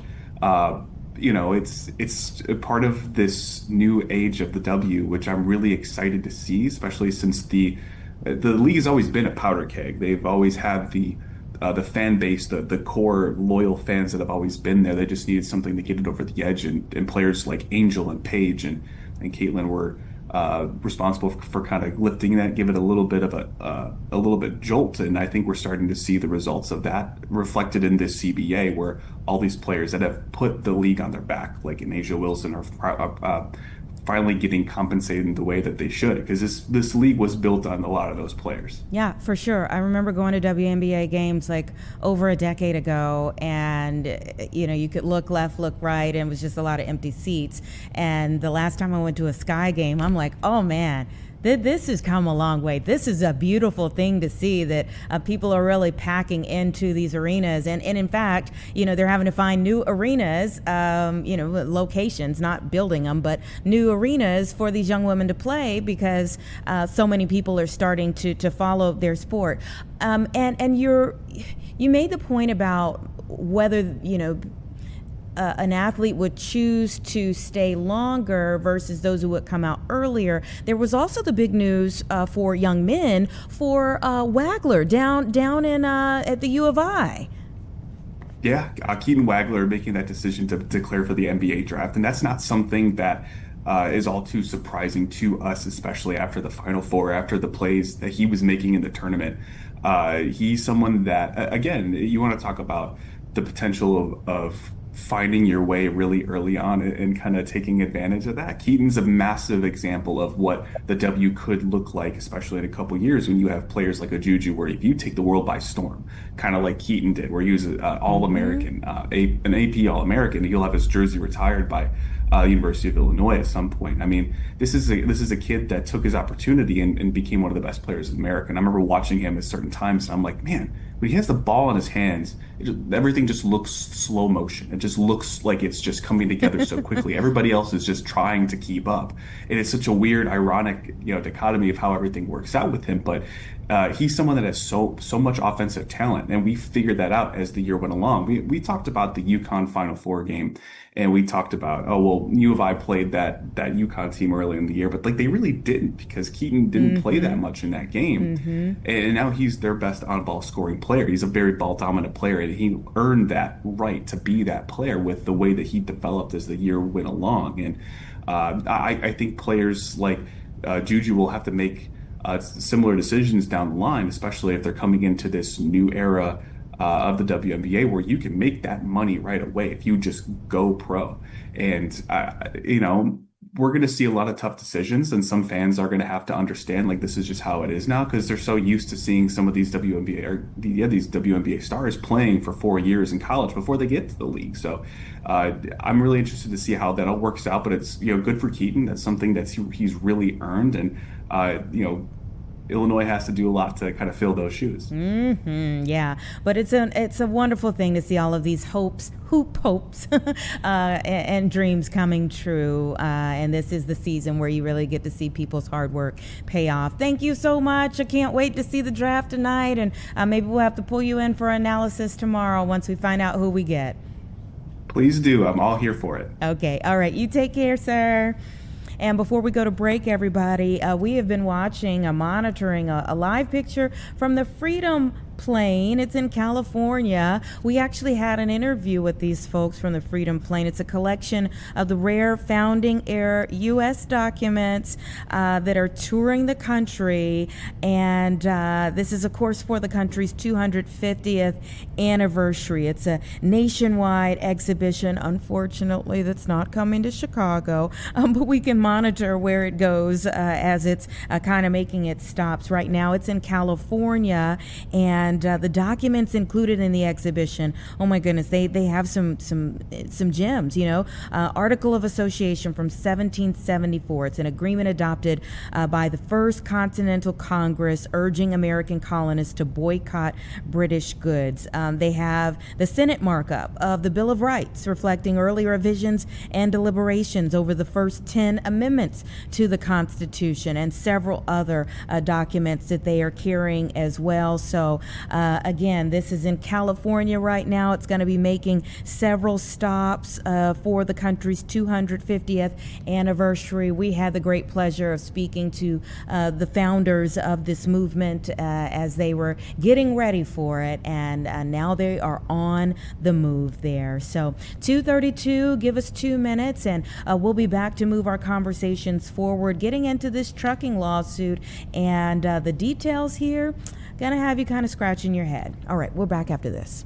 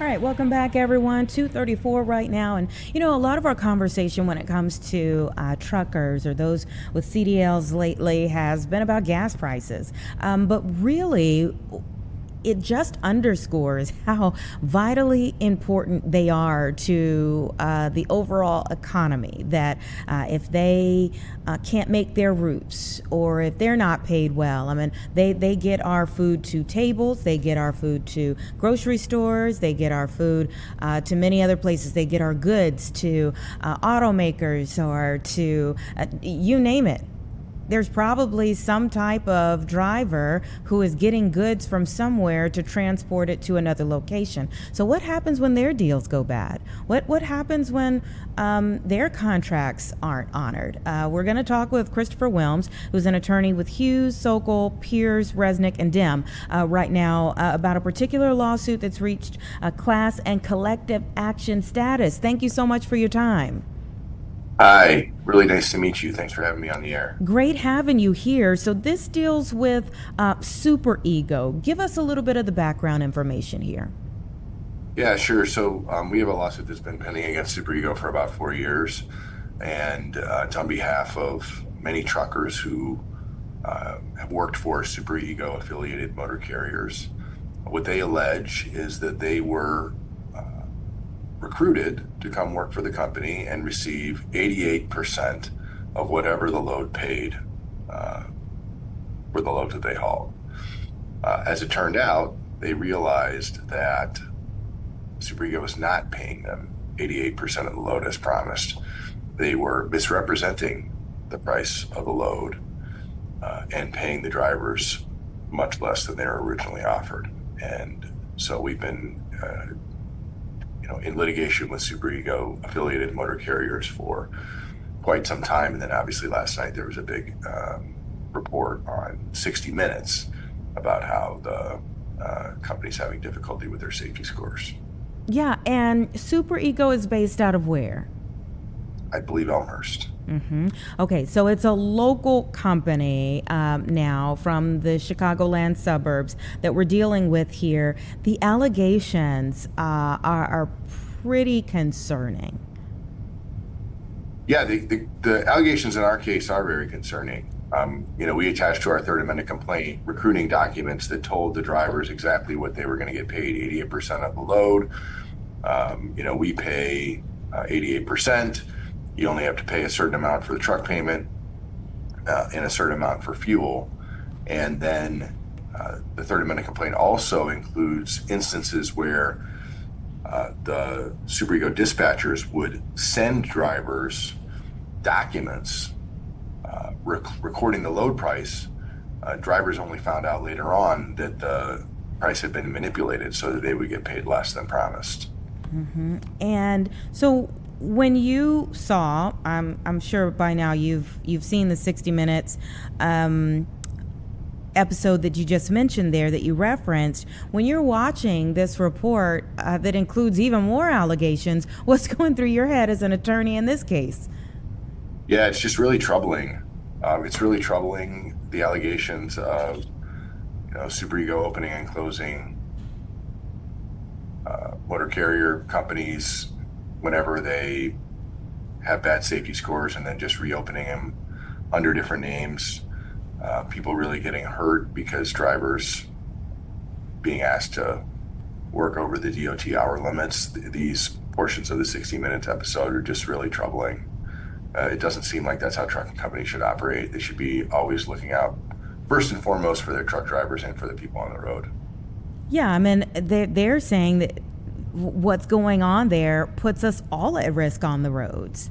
100%. You do not want somebody, think about it. The DOT says what a person can work 70 hours in an 8-day stretch. That's a lot of work just on its own, just within the DOT limits. You don't want anybody driving one of those trucks when they've driven over their hour limits. That's really, really dangerous. I wouldn't want to be on the road with somebody like that.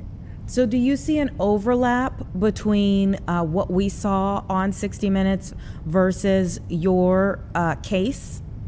Yeah, absolutely. I mean, the safety stuff is not really a part of our case. Towards the end of the broadcast, they had the the whistleblower talking to 60 Minutes about how he worked in the dispatch operations and were instructed to skim as much money as possible off of the driver's pay, right? That's exactly what we allege. So the whistleblower really corroborates what we have been saying all along. Mm-hmm. And did you know that report was getting ready to air? Did they contact you all, or? Yeah, we knew that. We knew that there was going to be a 60 Minutes episode. I didn't realize when it was going to be, but I knew that they were poking around with this company. Mm-hmm. Yeah. Does it change anything about you all's approach or what you do moving forward? I don't think so. I think we just continue to plow ahead and just try to get at the truth of what was happening and how these companies were structured, and really show to the world and the court that these drivers were underpaid and that they are owed money. But they're showing it's like a network of companies that are essentially like, I think their word was a chameleon, that keep changing and therefore keep, would the term be obfuscating, federal laws in order to stay in business. So you all see a portion of that from the landscape of them, the driver saying they were underpaid. They're looking at safety concerns, but all of it kind of has to do with this ever-changing company or farce of a company. Absolutely, yeah. It's kind of like you feel like as a lawyer, you feel like whack-a-mole. Right. Some of the companies that we sued 4 years ago have gone out of business, and new ones pop up, and but it seems like the wizard behind the curtain is still the same, and so that's the challenge that we face, and that's the challenge we plan to attack. Yeah. Do you feel like this is pervasive in the trucking industry? 100%. Super Ego's not the Super Ego affiliated carriers are not the only ones. There are a lot of other companies, especially in the Chicago area, that have all their dispatch operations and recruiting operations in Eastern Europe and are just ripping off truckers left and right. It's astonishing to see how many of these companies there are, especially in the Chicago area. So what do you think needs to be done outside of suing all of them? I mean, what more do you think needs to be done to protect, really all of us, whether it's people on the road or the truckers themselves, the drivers themselves? Well, it would be a big help if the FMCSA or the DOT required all the dispatch operations to be based in the United States. That would be a big help. I'm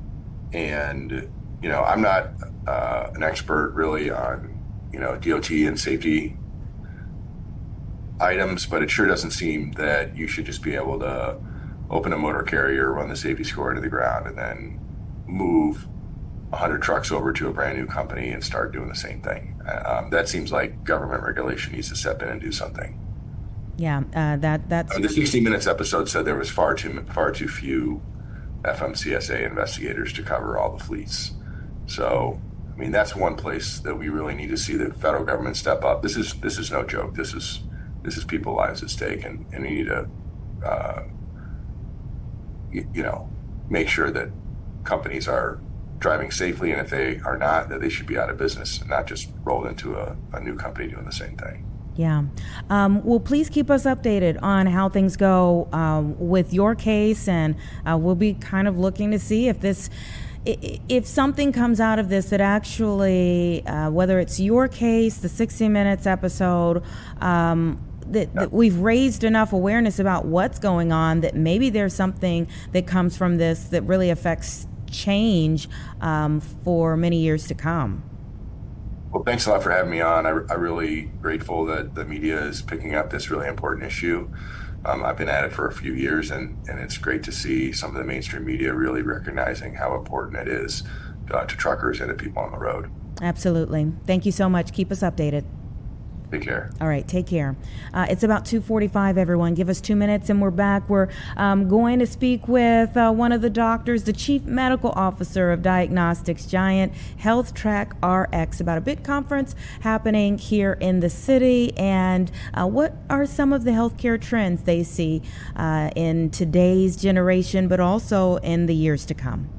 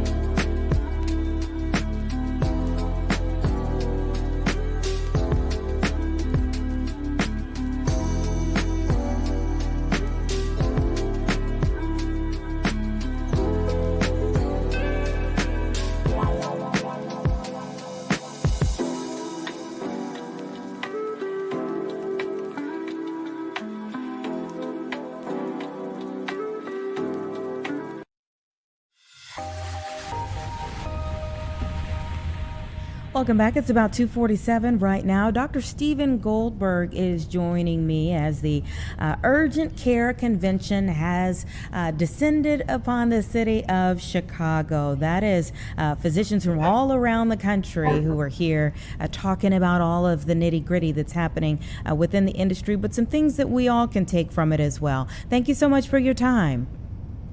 It's great to be with you. It's an exciting conference. Tell me what the focus is for you all as you convene in Chicago this year. Urgent care was established in 1970 and it's been growing every year. Right now, there's about 15,000 urgent care centers in the United States. Close to 200,000 people work in urgent care with tens of thousands of clinicians. It is where healthcare is moving. It's right on time with patient expectations. Pricing is transparent. Services are pretty broad, and folks really enjoy it. It's the gateway to healthcare. And this meeting really is both for clinicians and also those that operate urgent cares, talking about the newest science, newest clinical practice tips, and also newest technology for operating urgent care. Yeah, and when it comes to those two things, I want to kind of pick apart a few things that you just mentioned there. But when it comes to the newest science and technology, what are some things that are out there right now that maybe people are unaware of? I would say first and foremost, AI, or artificial intelligence. And how do those capabilities help improve patient experience, help it make it easier for the clinician to be involved with care and get the care right. So far, it's primarily around support of electronic medical records. So for example, what's different now for me than a year ago is I simply interact with the patient and there's a tool capturing the encounter, describing it all, coding all, and getting things ready to file. A year ago, I had to go back and forth looking at a computer and the patient. That's a huge satisfier for patients and a satisfier for the clinician as well. And then what types of discussions do you all have? I feel, and I say this often, I feel like we have a conversation about AI every day at some point in time, because it does hit all industries, but then there's always the aspect of, all right, well, it can be used for good or for bad. You're absolutely right. And the concern about being used for good or bad is especially important in healthcare. We're dealing about private health information and very personal topics. The way you protect patients is you have very strict HIPAA regulations, privacy regulations, and all of those are in the tools that are being used today. So there'll be incremental improvement, but there's great care in the industry on that topic. Mm-hmm. Yeah, and what do you get most out of these conventions? As a clinician, what I get most is the camaraderie among other clinicians that are practicing urgent care. There are particular areas of focus: respiratory complaints, diagnosis of infectious disease rapidly, how to close wounds, key messages for follow-up care. That's what we're focusing on, for example, and to have other clinicians looking to do their best work every day and share what they're learning is a real treat. In this generation where there are more questions about science, there are more questions about doctors, and more misinformation that's floating out there, what are your conversations like where those things are concerned? I think what you're talking about is trust and confidence in both the provider and the experience. And for example, the Urgent Care Association, which is hosting this event, has an accreditation program that has multiple different components. So if you're going to an urgent care center that's UCA accredited, you can have confidence that they're practicing with the most progressive, advanced standards of operating and practice. Aside from AI, what would you say you all see as like the next big thing? What do I see as the next big thing? And I'm looking across this giant room of lots of different vendors. I would say, in general, it's things that make the practice easier so you can be more attentive to patients. Automation for phone call follow-up, automation for note-taking. I also think there'll be advances in diagnostic testing. So rather than giving general or not specific answers, you'll be able to describe specifically not only what infection is going on, but potentially some other new technology. So that's very, very exciting. Mm-hmm. Yeah, and for urgent care, I would really like to hear from you as to what you all's conversation is surrounding changes in health insurance. That's a very important question. I'll offer perspective. High deductible plans seem to be the dominant form of health insurance among employers, and most people who have insurance in the United States have it through an employer. So they have a high deductible plan, so certain types of visits, including urgent care, are out of pocket primarily. They have to pay directly. And those visits today are about $150 to $200. The good news is you'll have a good understanding what your total obligation is. That said, that really sets the expectations for it to be a quick turnaround, very specific answer, get better faster process. And I think that's something all urgent care providers are committed to, and we as a diagnostic company are committed to. Our testing is used to help people get better faster and give them a very specific answer on why they're not feeling well. Wow. Well, I hope that you all enjoy the city of Chicago while you're here, and that there's a lot of information there that helps us all when you all leave. Thank you so much for your time. Thanks. I'm looking to a great slice of pizza in a little bit. From where? From where? We need to know from where before you go. I don't know. I'm going to ask. I'll take your suggestions. Ooh, now that's what really gets the people talking in Chicago. Let's see, you're visiting, so I'm just gonna go with the standard Lou Malnati's. Although, if you really have some time, get Italian Fiesta. Beautiful, got them both. Thanks so much, and thanks for the opportunity. Absolutely, you take care. I had some Italian Fiesta last night. Good stuff. All right, thank you so much.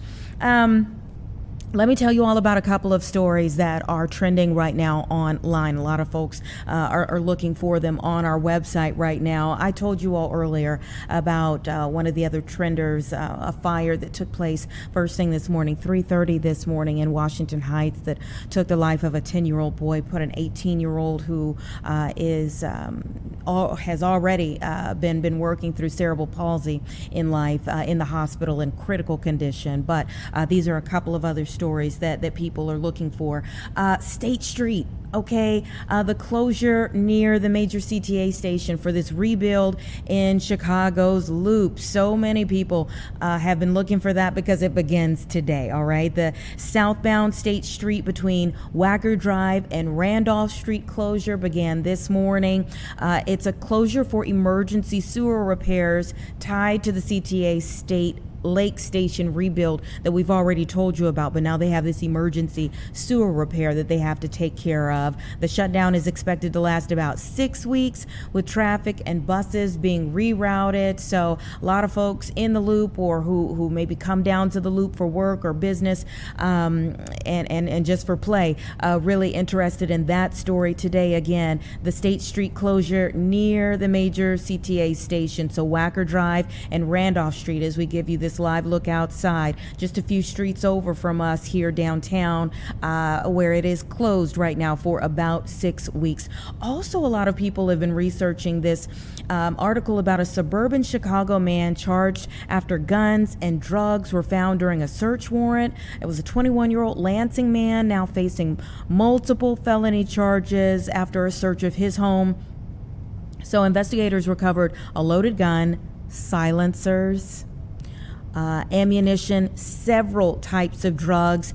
The charges include armed violence and drug possession with intent to deliver. Again, this was a Lansing man here. So the Cook County Sheriff's Police were working with federal Homeland Security agents. They executed this warrant at a residence there, South Suburban Lansing, and found all of these different things inside of that home. We have a mugshot for the man that they arrested, and also a table that is full of all of the things that they found in his home on our website, again, fox32chicago.com. So a couple of other stories that are trending for us right now. It is 2:57 though. We're going to take a quick 2-minute break. We'll be back to talk about much more when we come back. I'll set you up for where we're going in the 3 o'clock hour, and give us those 2 minutes and we'll be back with that.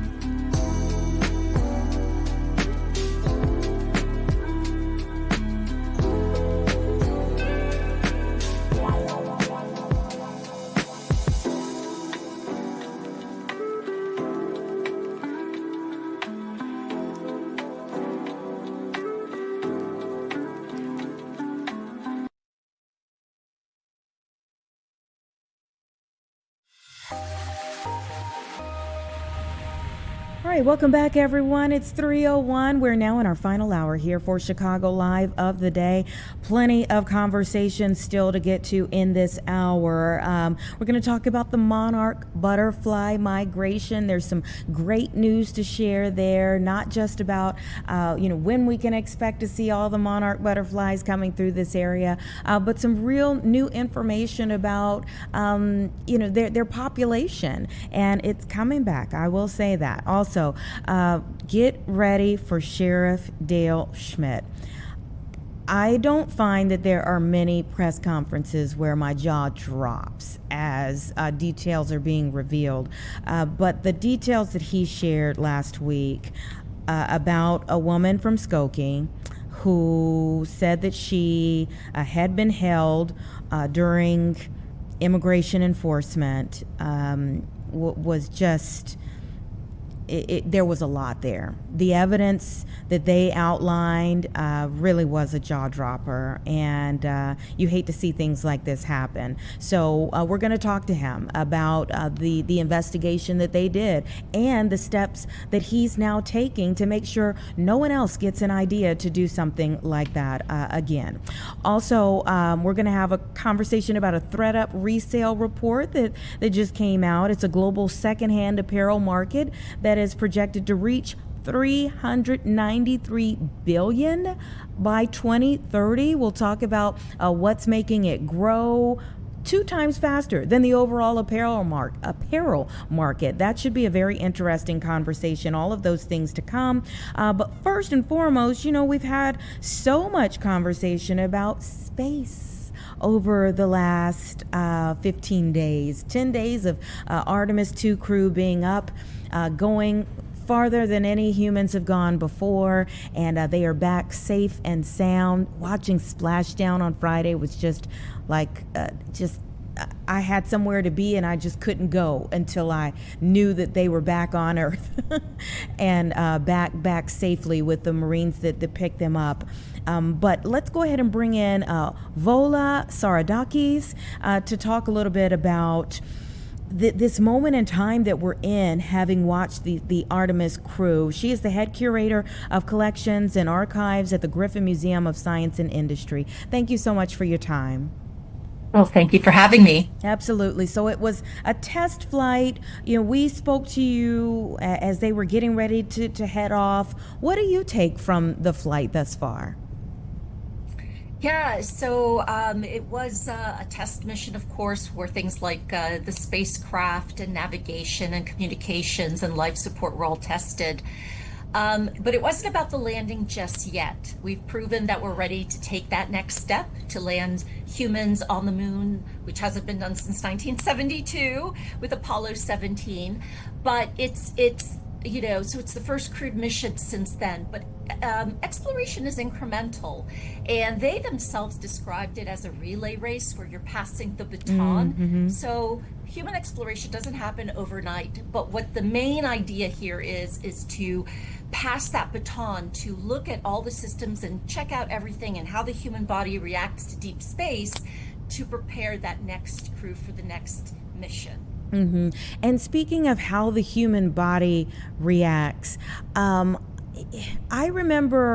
feel like, I can't remember which crew came back, and there was a question of, I feel like it had something to do with one of the Kelly brothers.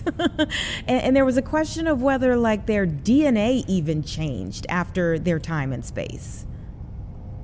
Yeah, so that's when they said they're twins, of course, and one stayed here on Earth and the other spent a year in space. And I don't think that there were any significant DNA changes, but certainly, one of the things that they want to see is what your sleep patterns are like, space sickness, by being in space longer periods of time, how does that affect you? Radiation levels, like what those may be on the human body. And they did actually on this mission with Artemis 2 test them through a variety of ways to see what the changes might be on their bodies. Although, as we know, this was only a 10-day mission. So the changes would not be as significant, say, as with a 365 days in space mission. But certainly these missions are about building towards the next mission. And the idea is that, one day we will, with Artemis 4, land that first astronaut again back on the moon. And this is all about exploring even further and studying and traveling to Mars as well. So it's all incremental, really, and every mission builds towards the next mission. So this is what we're trying to figure out. I mentioned as I was getting ready to speak to you how anxiety riddled I was on Friday as they were getting ready to splash down. And one of the most critical moments where I feel like everyone just stopped breathing was when we couldn't hear from them for like 6 minutes or so. What was going through your mind? I almost cried. I think there were tears in my eyes, just at the immensity of what was happening. But also, again, as you said, that there's a blackout period of 6 minutes, and it's such a nail biter, and you don't know what is happening, because at that moment, the whole spacecraft is enveloped in plasma. So there's no way that radio signals can go in. There's no way they can come out. So if you no way of knowing what's happening. And so to see those first images from those high-flying planes of it finally come out of those 13, 14 minutes of all that heat on that heat shield, I think I might have cried at that point. The tears spilled over. It was just so exciting to see that, and I was in awe, and I was surprised I was in awe. I didn't think I would get so emotional, but it really, really was such an emotional point in time for me. Yeah, and I watched the press conference with the astronauts over the weekend, and it does seem like they're still struggling to find the words for the experience themselves. Yeah, absolutely. And, Victor Glover said it best when he said, and this was still on the mission, that nothing prepares you for what you see with your own eyes. And he was specifically referring to that solar eclipse that they were able to witness with the moon moving in front of the spacecraft. And from their point of view, the sun was blocked out. And it was something that they had seen in simulations and experienced, but it's another thing to see it in person. And he was just floored by it, blown away by it. They all were. And that was just one thing. I mean, we're not even talking about Earth Set and Earth Rise, which also were amazing points of time in their mission. But I think that what it does is it reminds us of the human element, the human factor, what we see and what we take in when we go on these missions, and reminds us how, curiosity and exploration are very much still at the core of who we are. Oh, absolutely. I love that you said that. And that is true. So true. So one of the things that has come up a couple times about the heat shield, I guess, was it Artemis 1 where it cracked? So it performed, are we hearing that it performed better this go round? Yes, so on Artemis 1, there were larger pieces or chunks that had come out of the heat shield. And so what they decided to do for Artemis 2 is they changed the entry profile. And that just means they decided to, they changed the angle and orientation of the spacecraft that's entered the atmosphere. And they did it in such a way that whereas Artemis's one's heat shield was exposed to all that heat and flame and plasma for 20 minutes, with this updated entry profile for Artemis 2, it was only exposed to all that high intense heat and flame for approximately 13 and a half minutes. So it was a sort of a smoother entry, if you will, into the atmosphere with a lot less exposure time-wise to that intense heat. And so that's how this heat shield performed so admirably. And it seems like, and I think maybe they've spoken a little to this, the only thing that was like a documented misstep, if you will, for this mission was the toilet. But we laugh about it, but how critical are these things if we're sending humans again and for a longer period of time? Oh, absolutely. Every little detail is important because, like I said, it's all about increasing confidence, lowering risk, and making it safe for that next group of astronauts who go on the next mission. And, the toilet, we do laugh at it, but at the end of the day, it is part of life support on this spacecraft. And there are several reasons why this was a test mission, not just to go to the moon, but to see how Orion performed as a spacecraft, the home away from home that these 4 astronauts were living in for 10 days. And so that is part of life support. So we don't want astronauts to be experiencing these kinds of issues in the future. And so every little lesson is learned and fixed up for that next mission. And what I think I love too, maybe the most about this entire thing is like there's a generation of us who have not seen like this type of positive step before, and you kind of just felt like we were stuck in a holding pattern for a very long time after some negative events took place, and so it was a beautiful moment for us, but then even for kids to see this and to conceptualize, not just conceptualize it, but to see it actually happen and work. I thought all the way down to like, oh my gosh, like math class has to hit different today. Like, when you see something like this.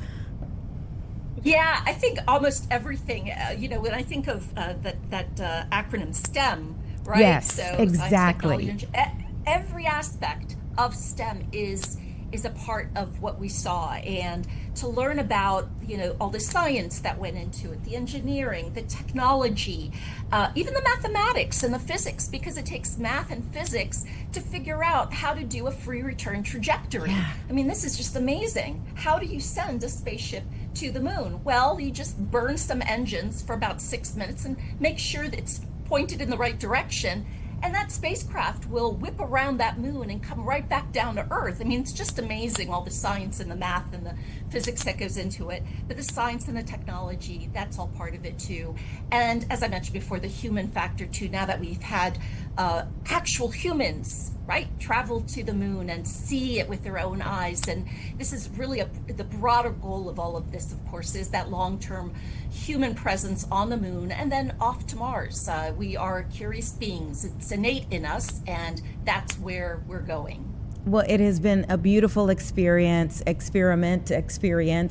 for all of us to enjoy and learn from together. Thank you so much for joining us yet again to talk about what we're all talking about, but from your expertise, we appreciate it. Thank you for having me. And before I let you go, we have had a question here in our studios that I need to get to you before I let you go. You all do have a piece of the Apollo capsule, so we're wondering if someday you'll try to get a piece of Artemis. Oh, yeah. So we are so proud to be the current home of the Apollo 8 command module on loan to us from National Air and Space Museum in Washington. It is amazing to have this because just like Artemis 2 and Orion Integrity, it was a test mission to take us to the moon. The Apollo 8 was the first time that we went to the moon with astronauts, the first time we used a Saturn V rocket. And so that's the missions are very parallel in that they were both test missions to the moon, one proving that we can get there and the other proving that we can go back and that we are going to continue this journey on human space exploration. Mm-hmm. Okay, well, let us know, let us be the first to know if you can. If you all are going to get a little piece of Artemis around here. Yes, or a spacesuit, or there's lots of things. We'll take it. We'll take it. Yes. Thank you so much. Enjoy the rest of your day. You too. Thank you. It's 3:15, everyone. Give us 2 minutes. We're going to put in a phone call to our very own Terrence Lee and see if he can join us to give us an update on what they are working on for the 4 o'clock news.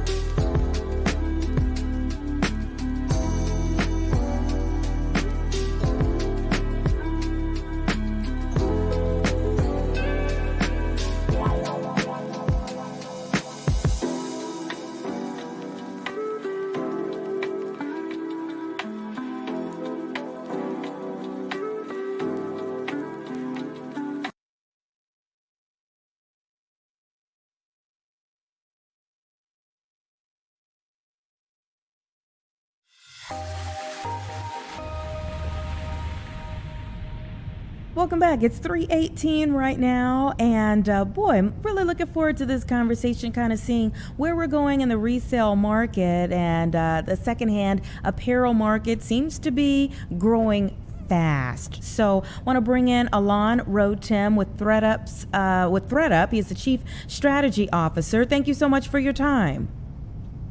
Thank you, Anita. Thank you for having me. Absolutely. Happy to be here. If people have not heard of ThreadUp, tell us a little bit about your company. Sure. ThreadUp is an online resale marketplace. We sell women's and children's clothing, and we've been around for about 16 years. And when we say that the market is growing, I mean, there's a projection of $393 billion by 2030. What's behind that? Sure. Yeah, it's become quite a big business. And we actually just published our 14th annual resale report. And this year's report really revealed how mainstream resale has become. And that's something we've been working on for the past 16 years. So we're really proud to see that. The report basically found that resale is growing 4 times faster than retail. And really what this tells us is that resale is becoming that primary shopping destination. And I think what's happening here is shoppers, especially young people, are finding that perfect balance of selection, uniqueness, value, and quality. And beyond that, I think what we're seeing is these young people are finding that their closets are filled with liquid assets. Their clothing can be bought and sold, and in order to buy the next purchase, they can sell something in their closet, and they're really practicing circularity in the real world. Mm-hmm. I have like a pile that I'm getting ready to take to Goodwill. I haven't thought about oh, actually I could sell this. I was just going to give it away. But how do you step into that successfully? Sure. Yeah. So at ThreadUp, we pioneered this closet cleanout program where essentially you can go to threadup.com, order a cleanout kit. We'll send you a bag. It fills. You can fill it with about the amount of clothing you could put in a laundry basket. You seal it up. It's got a prepaid label, and it goes out to one of our distribution centers where we'll open up the bag, inspect what's inside it, and the stuff that's good enough to sell online, we will list it. And when it sells, you will get that consignment payout automatically. And the stuff that doesn't quite meet that level where it can be resold, we've got a network of partners where we can responsibly recycle it and do the right thing. Ultimately, what's great here is you're going to get some earnings and make some money on the clothes that are in your closet, and you're also doing the right thing by the planet because we are really doing our best to keep this stuff out of landfills. Very, very interesting. What do you think it is about the younger generation that gets that? Yeah, I mean, I think they're digital natives, and in the last few years, I think resale marketplaces have done a really good job of incorporating technology to make it a lot easier to list items online. So everything's mobile first. So you can take a picture of an item. A lot of the technology will sort of automatically populate it with the brand name, the size, the color, all of that stuff. There's a lot of information even in just the tag, the tag on a clothing item. And then also on the buying side, websites like ThreadUp and others have just done a great job of helping people experience this treasure hunt of thrifting, but doing it in a way that's fun and easy and feels really similar to shopping new. So do we have to, clean the items before sending them to you? Like take them to the cleaners before shipping them to you? Or what separates, what differentiates what some people sell versus others? Sure. Yeah, there's no requirement to do any extra cleaning or anything like that.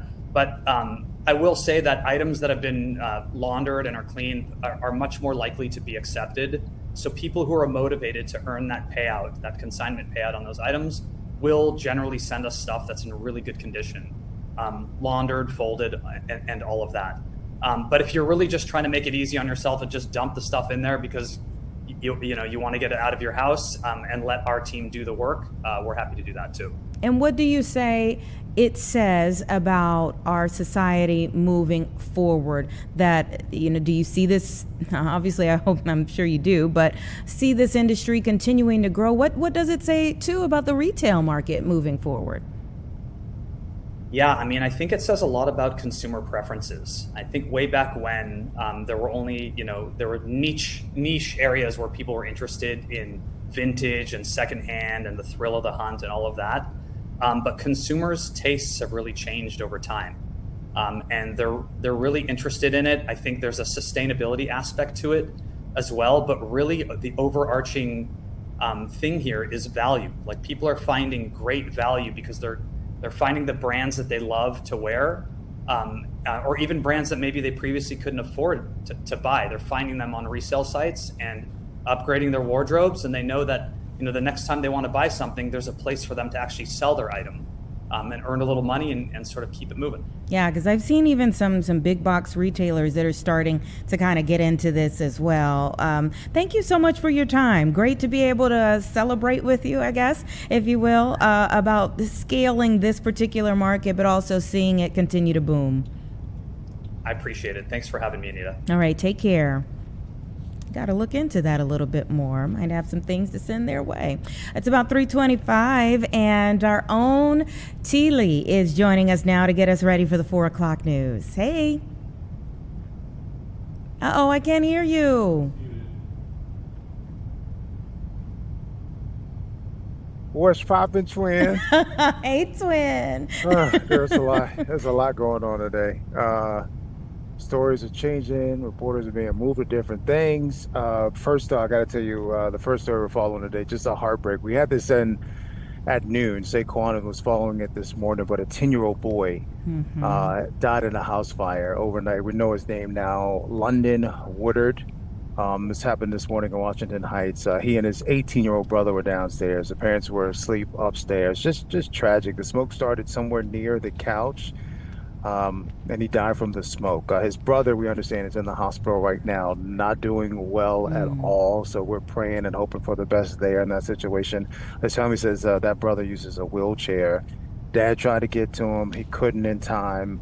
Neighbors say mom was outside just screaming for help.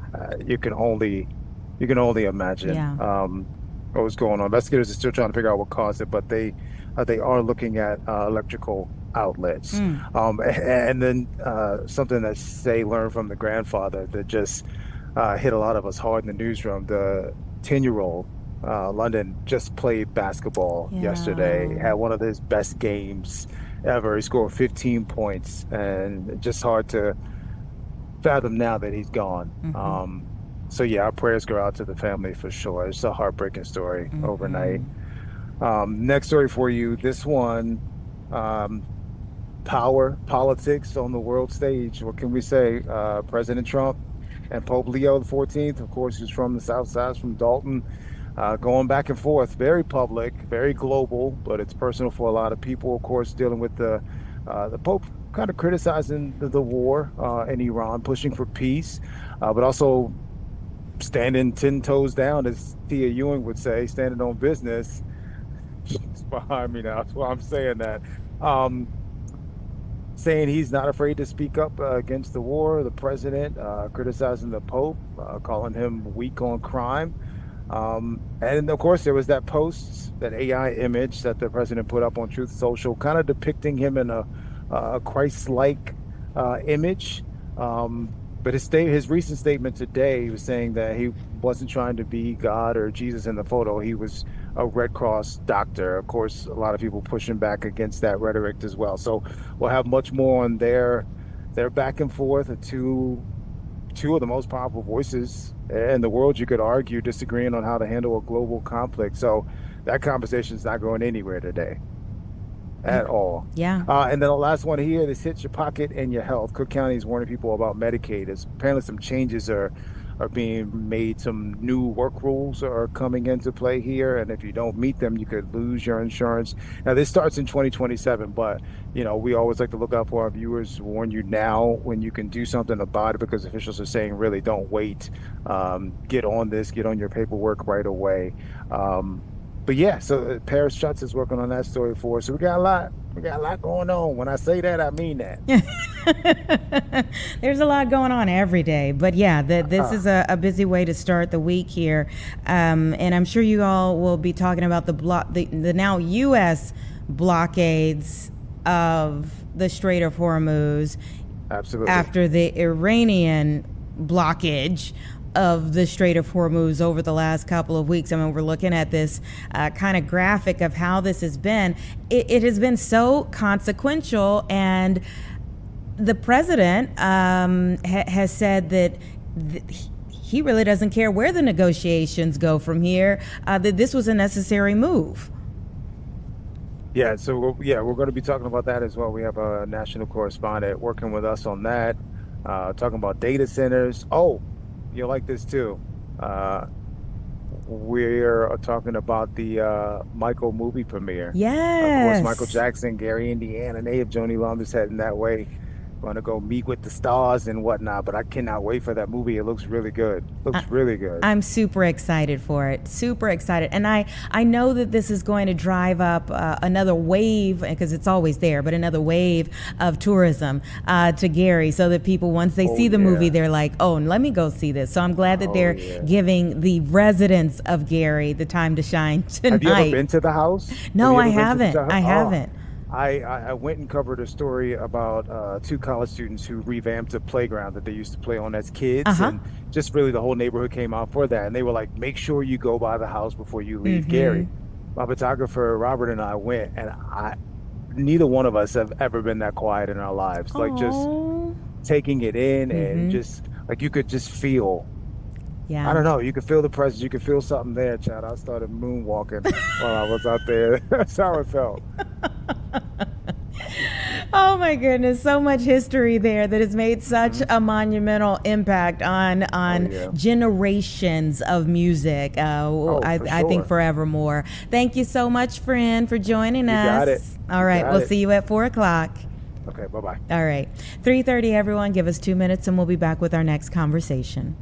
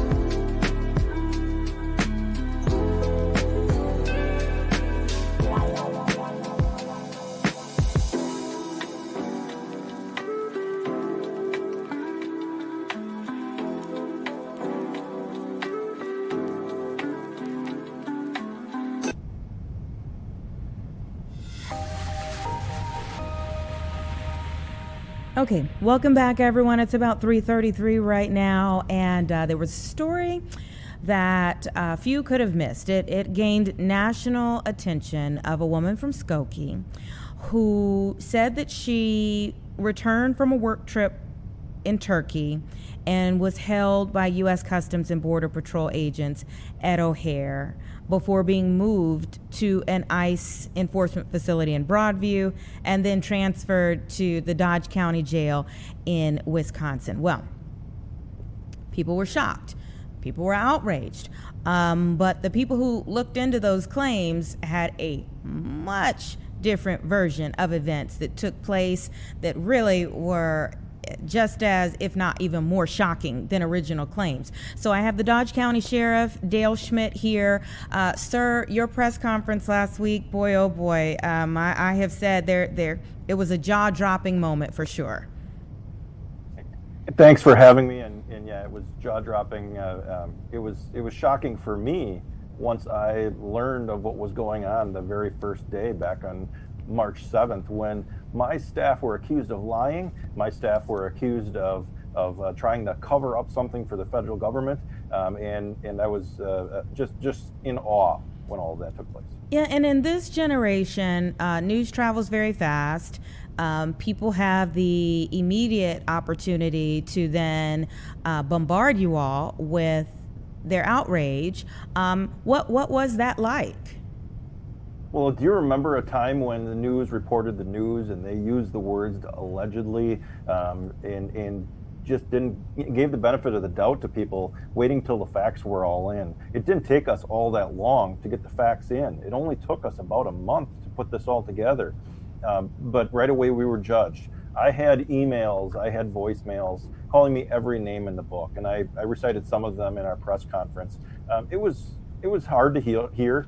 What the news media and what those politicians don't understand is there are real people who are impacted by their decisions and by their stories. People that have nothing to do with the main story. My staff had nothing to do with anything related to what's going on in Chicago, what's going on in Washington. Yet somehow they were dragged into this, and it's disturbing to all of them, and it should be disturbing across our country that our media can't get it right. Well, we aired your press conference here on Chicago Live, and as I sat there, I'm thinking, how in the world could the version of events be more different? It was stunning. So walk us through, if anyone wasn't with us on that day, walk us through what your investigation found. Well, after we received the press conference, I went through that in very close detail, and took a look at the media articles. I did what every news reporter should do and did a quick Google search. Who is this Sundas Nakvi? I've never heard of her before. Found that we had incidents that took place in Champaign, Illinois, where she was filing false reports there. Then I received information that there was cases in Skokie, Illinois, that didn't add up. And I explained some of that in the press conference, where she is filing false reports of sexual assault, both in Champaign and in Skokie. The one in Skokie was really bad because she had blood evidence and other physical evidence that she made up.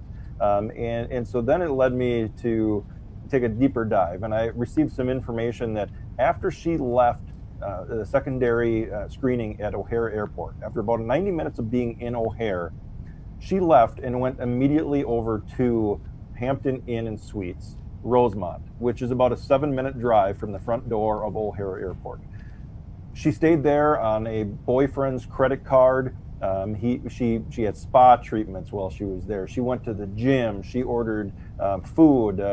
She had a bunch of DoorDashes that came in. Then the morning she was allegedly in my jail, she was brought up here by her boyfriend in his car. No law enforcement transported her, and they stopped at a Slinger, Wisconsin gas station where I have video of her walking in, walking around, coming out of the restroom, and then walking out and leaving. We have flock cameras that had that license plate hit on the way to the one thing that she said was true, that she was at a Holiday Inn. And she claimed she hitchhiked there, which isn't true either. She went to that Holiday Inn, took a couple of selfies while she was there. proving that she was there to complete the hoax. But that was the only thing that she said that was true.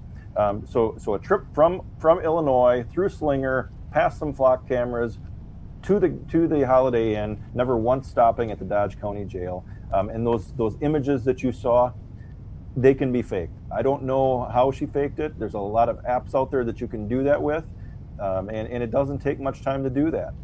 One way or another, she faked those images because we have the evidence that proves she was not where she said she was. And how did she meet the man? She'd known him for several years. She met him on an internet dating site. Mm-hmm. And how did she pay for the trip to Turkey? Was it an actual work trip? It was not at all. So CBS Chicago actually found out before my investigation really got underway that she claimed she worked for SAP. They confirmed she never worked for them. None of the people that were on that flight ever worked for SAP. She paid for that trip to Istanbul, Turkey, through the tax return of this victim, her boyfriend, who she scammed out of $25,000 in a month. He paid for that trip. He paid for a $3,000 medical procedure, or so she called it. She maxed out his credit card. The hotel she stayed at was in his name on his credit card. And at the end of all of this, she went and paid $1,000 to a law firm that he never gave permission to do. And most likely it's probably the lawyer she has today. So that's where we're at. She was not in Dodge County. She was not in our jail. I'm sorry, she was in Dodge County, but not in how she said it. She was never in Juneau. She was never in our jail. She was never in our custody. She was never released from our jail, and my staff never lied about her. Yeah, and you aired the pictures of her taking selfies there. So like not in any type of distress. She was out taking selfies. There were pictures of her taking selfies of herself. Not one selfie, but the first one wasn't good enough. She had to take two, sitting there with the thumbs up and the camera. Thumbs up does not sound like distress. So what's going through you all's mind when you get this information? I mean, and you are now suing her. Tell us about making that decision. Well, unfortunately, there are no laws in Wisconsin that I have been found that she violated. I've searched. There's nothing that I can say she violated because she never made the report to law enforcement. It was a public statement. So what we have is defamation regarding all of that. The only crimes she committed are the fraud and the theft of money from her former boyfriend. That's the only crime that she committed, and really getting Cook County to move forward with any charges doesn't seem likely based on the law enforcement contact I have down in Cook County. So where I'm left is we have to make sure that this young lady cannot scam other individuals out of a lot of money, out of their livelihood, out of being placed in prison or jail. We can't allow that to continue. We need to make sure that people in the public know what she did, that those potential future victims know what she's like with a quick Google search. And at the end of the day, if I can't have criminal charges, we have to make sure that we hold her accountable for the defamation. That's why we're filing this suit, not against only her, but also Kevin Morrison, Cook County Supervisor, because he also knew better than to put this information out there. And there has to be accountability for what they've done. That's the reason I've worked very closely with my attorney. That's why we made this decision to move forward with the lawsuit. It's not about the money, it's about the accountability, but it takes the lawsuit and the dollars to actually hold her accountable. And Kevin Morrison is currently running for higher office. Has he responded to any of this since you made all of this so plain? And has this young woman, Sunny, has she responded to any of it since it's come out? I have heard absolutely nothing from the first press release I did a month ago when I asked for them to reach out, asked for them to bring information forward to me. I now understand why they didn't want to do that, because it was made up. I've received nothing from either of them. I know that Kevin Morrison has made a statement publicly that he can't respond to pending litigation. I understand that, but I certainly have not been reached out to by her at all or anybody else connected to her. Well, as I said, This has been stunning, stunning turnaround. I am so sorry for what your office has been through, and hopefully you are sending a message that says it won't happen again to your office or anyone else's. It is very unfortunate because if, like anything else, when there is a false claim made, it hinders someone else's real claim that could be made. So thank you so much for making time to come here on Chicago Live to speak with me today. And boy, oh boy, I hope things get better for you all moving forward. Thank you. I really appreciate that. And if anybody wants to see the evidence, just go to our Facebook page, Dodge County Sheriff, and you can find the press release from Friday. On the bottom is a link with all the videos, the presentation, everything. All the receipts are there, and I encourage the public to take a good hard look at it. But thank you for your time today. I hope they'll take a look at them too. Thank you. Take care. Be safe. Take care. All right. 3:43. It is very unfortunate in this day and time that you can say something and it goes so far, so fast before it gets checked. And I know that there's still a lot of back and forth here over details, but the evidence that they have presented, it speaks quite loudly. So let's take a quick break and we'll be back.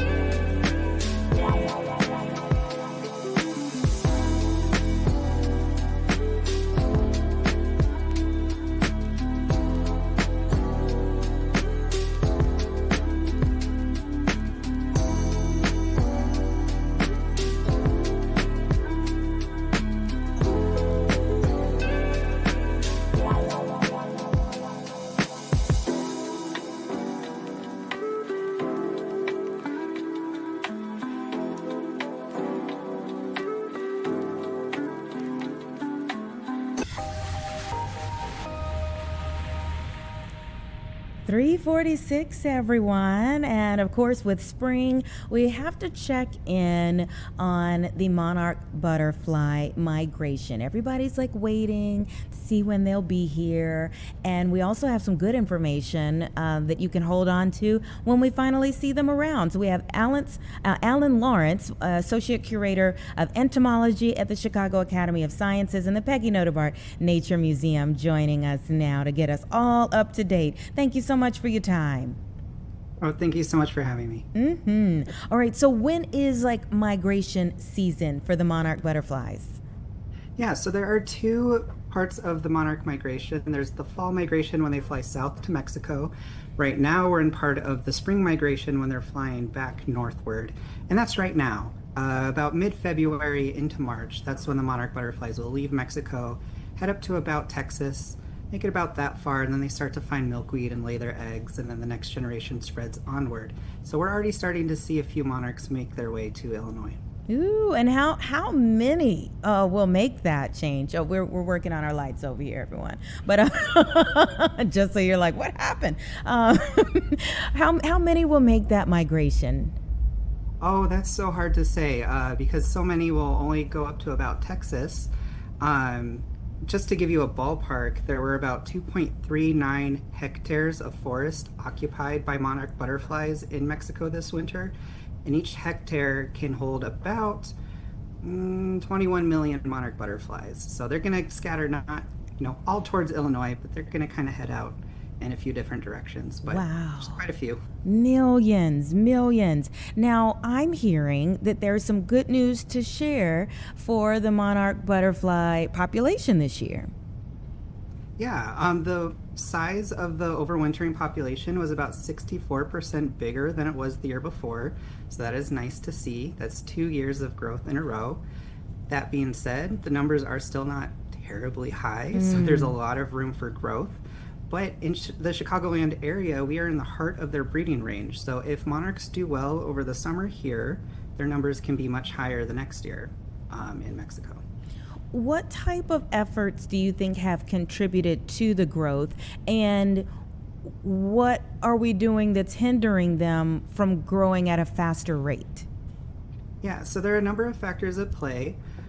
Something that's helped is that there have been a lot of efforts in establishing more habitat for monarch butterflies, so creating gardens, planting milkweeds, and other plants that produce nectar throughout the season, particularly in the fall for that southern migration. But what can impact the number of monarchs you see year to year largely are weather patterns. So it's weather and climate is huge.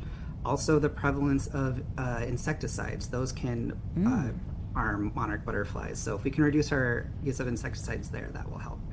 So it's generally too hot and wet of a spring cannot be good for them, and then just too hot and dry of a summer cannot be good for them. So if we can have a year where the weather is average, that's best. Average Chicago. Okay. So, in the climate, does it mean that they find a new home or that they don't survive the migration?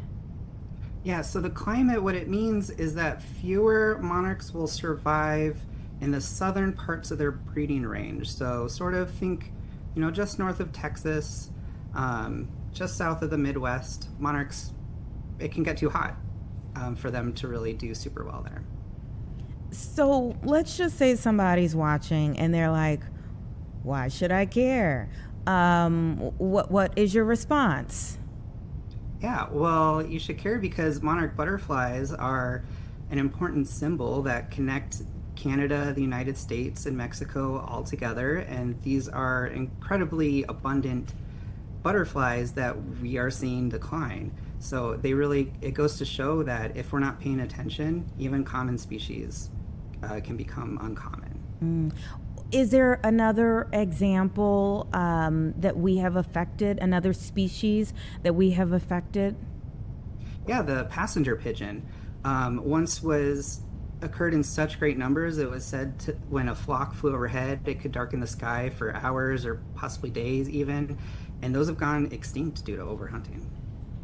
Wow. So tell us about what you all do at the Notab Art Museum during this time to mark, it's time for the monarchs, or they're back. What do you all do differently? Yeah, well, this time of year is when we kick off our training season for the Illinois Butterfly Monarching Network. So we have a community science program we host out at the Nature Museum where we train anybody to identify local species of butterflies, get assigned a route in a natural area within Illinois, and then volunteer monitors will walk that route 6 times throughout the season and report back on all the butterflies they see within 20 feet. So we'll be counting all butterflies, not just monarchs, but that monarch data is absolutely used for important analyses that are studying things like how weather impacts their populations and how pesticides are contributing to declines. Interesting. You mentioned pesticides, so I want to ask you, is what we're doing in our yards helping, hurting? What can we do differently with our own space? Yeah, so in your yards, if you can just reduce or eliminate your use of insecticides anywhere possible. That would be really helpful. The biggest impact of insecticides, though, is with the application of neonicotinoids in corn. Okay, and there's obviously a lot of that in our state. So what does the training look like? How can one be trained in how to look for different species? Oh, yeah. So you just go to ibmn.org and you can sign up there. We have 2 upcoming trainings in the next couple weeks or so, and they're going to be held over Zoom. So you'll just attend and watch 2 presentations. One talks about how to, join the network, how to follow our data collection protocol, and then the second part will talk about how to identify the different butterflies you might see. How long is the training? It's about 2 hours. Okay, that's not too bad, especially if you come out of it with some good information. What else are you will have all? to study, though. Yeah. for the Oh, you do season. have to study. Yeah. Okay. All right. I'm sure some folks will still be interested. What else are you all really excited about right now over at the Nature Museum? Oh, just everything is springing into life right now. As plants come into bloom, as the trees are starting to bud and just about to leaf out, I'm just getting excited about butterflies coming out. Also, what's interesting is we have a frog monitoring program, and that's already kicked off because frogs start their parties a little bit early. They're out singing in the woods right now. Well, it's a pretty awesome job that you have. Thank you so much for coming on the show to talk to us a little bit about it. And so the migration is for the spring migration, it happens from February until when? About now. They're making their way up north. And so that first generation that had overwintered is kind of done. So now we're seeing their offspring just continue to spread outward.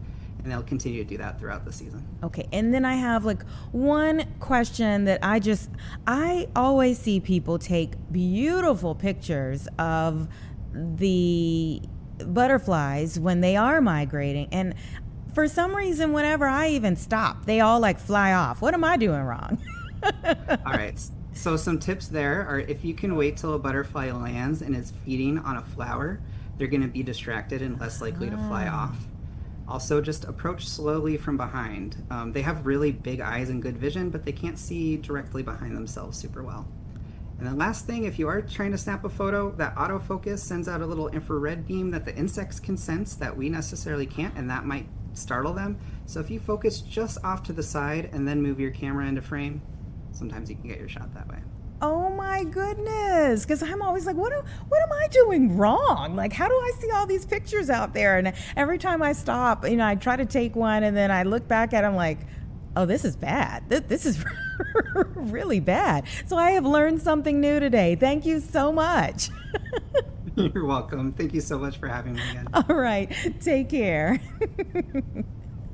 It is funny, especially when you work with somebody like Mike Kaplan in the morning. He's a professional photographer in his free time, and he's got these beautiful pictures. Or we take many pictures from you all out there that you send into the station, and we put those on the air. And so I get motivated when I see the butterflies out, and I'm like, well, let me take a photo. And then it's horrible. I'm like, what is going on? Anyhow, thank you. Continue to send in your pictures. Yours obviously look better than mine. I'm going to try to get a little better, though. We're going to take a 2-minute break. We'll be back to close out the show.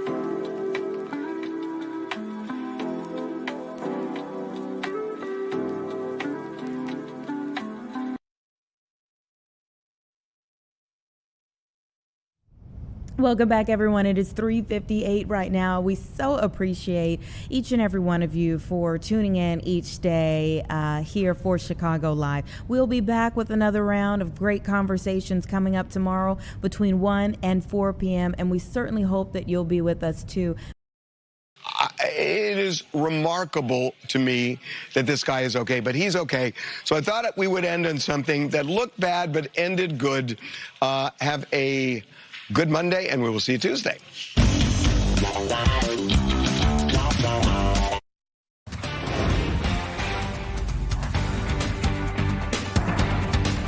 We're jumping in. The Pope and the President clash over war. What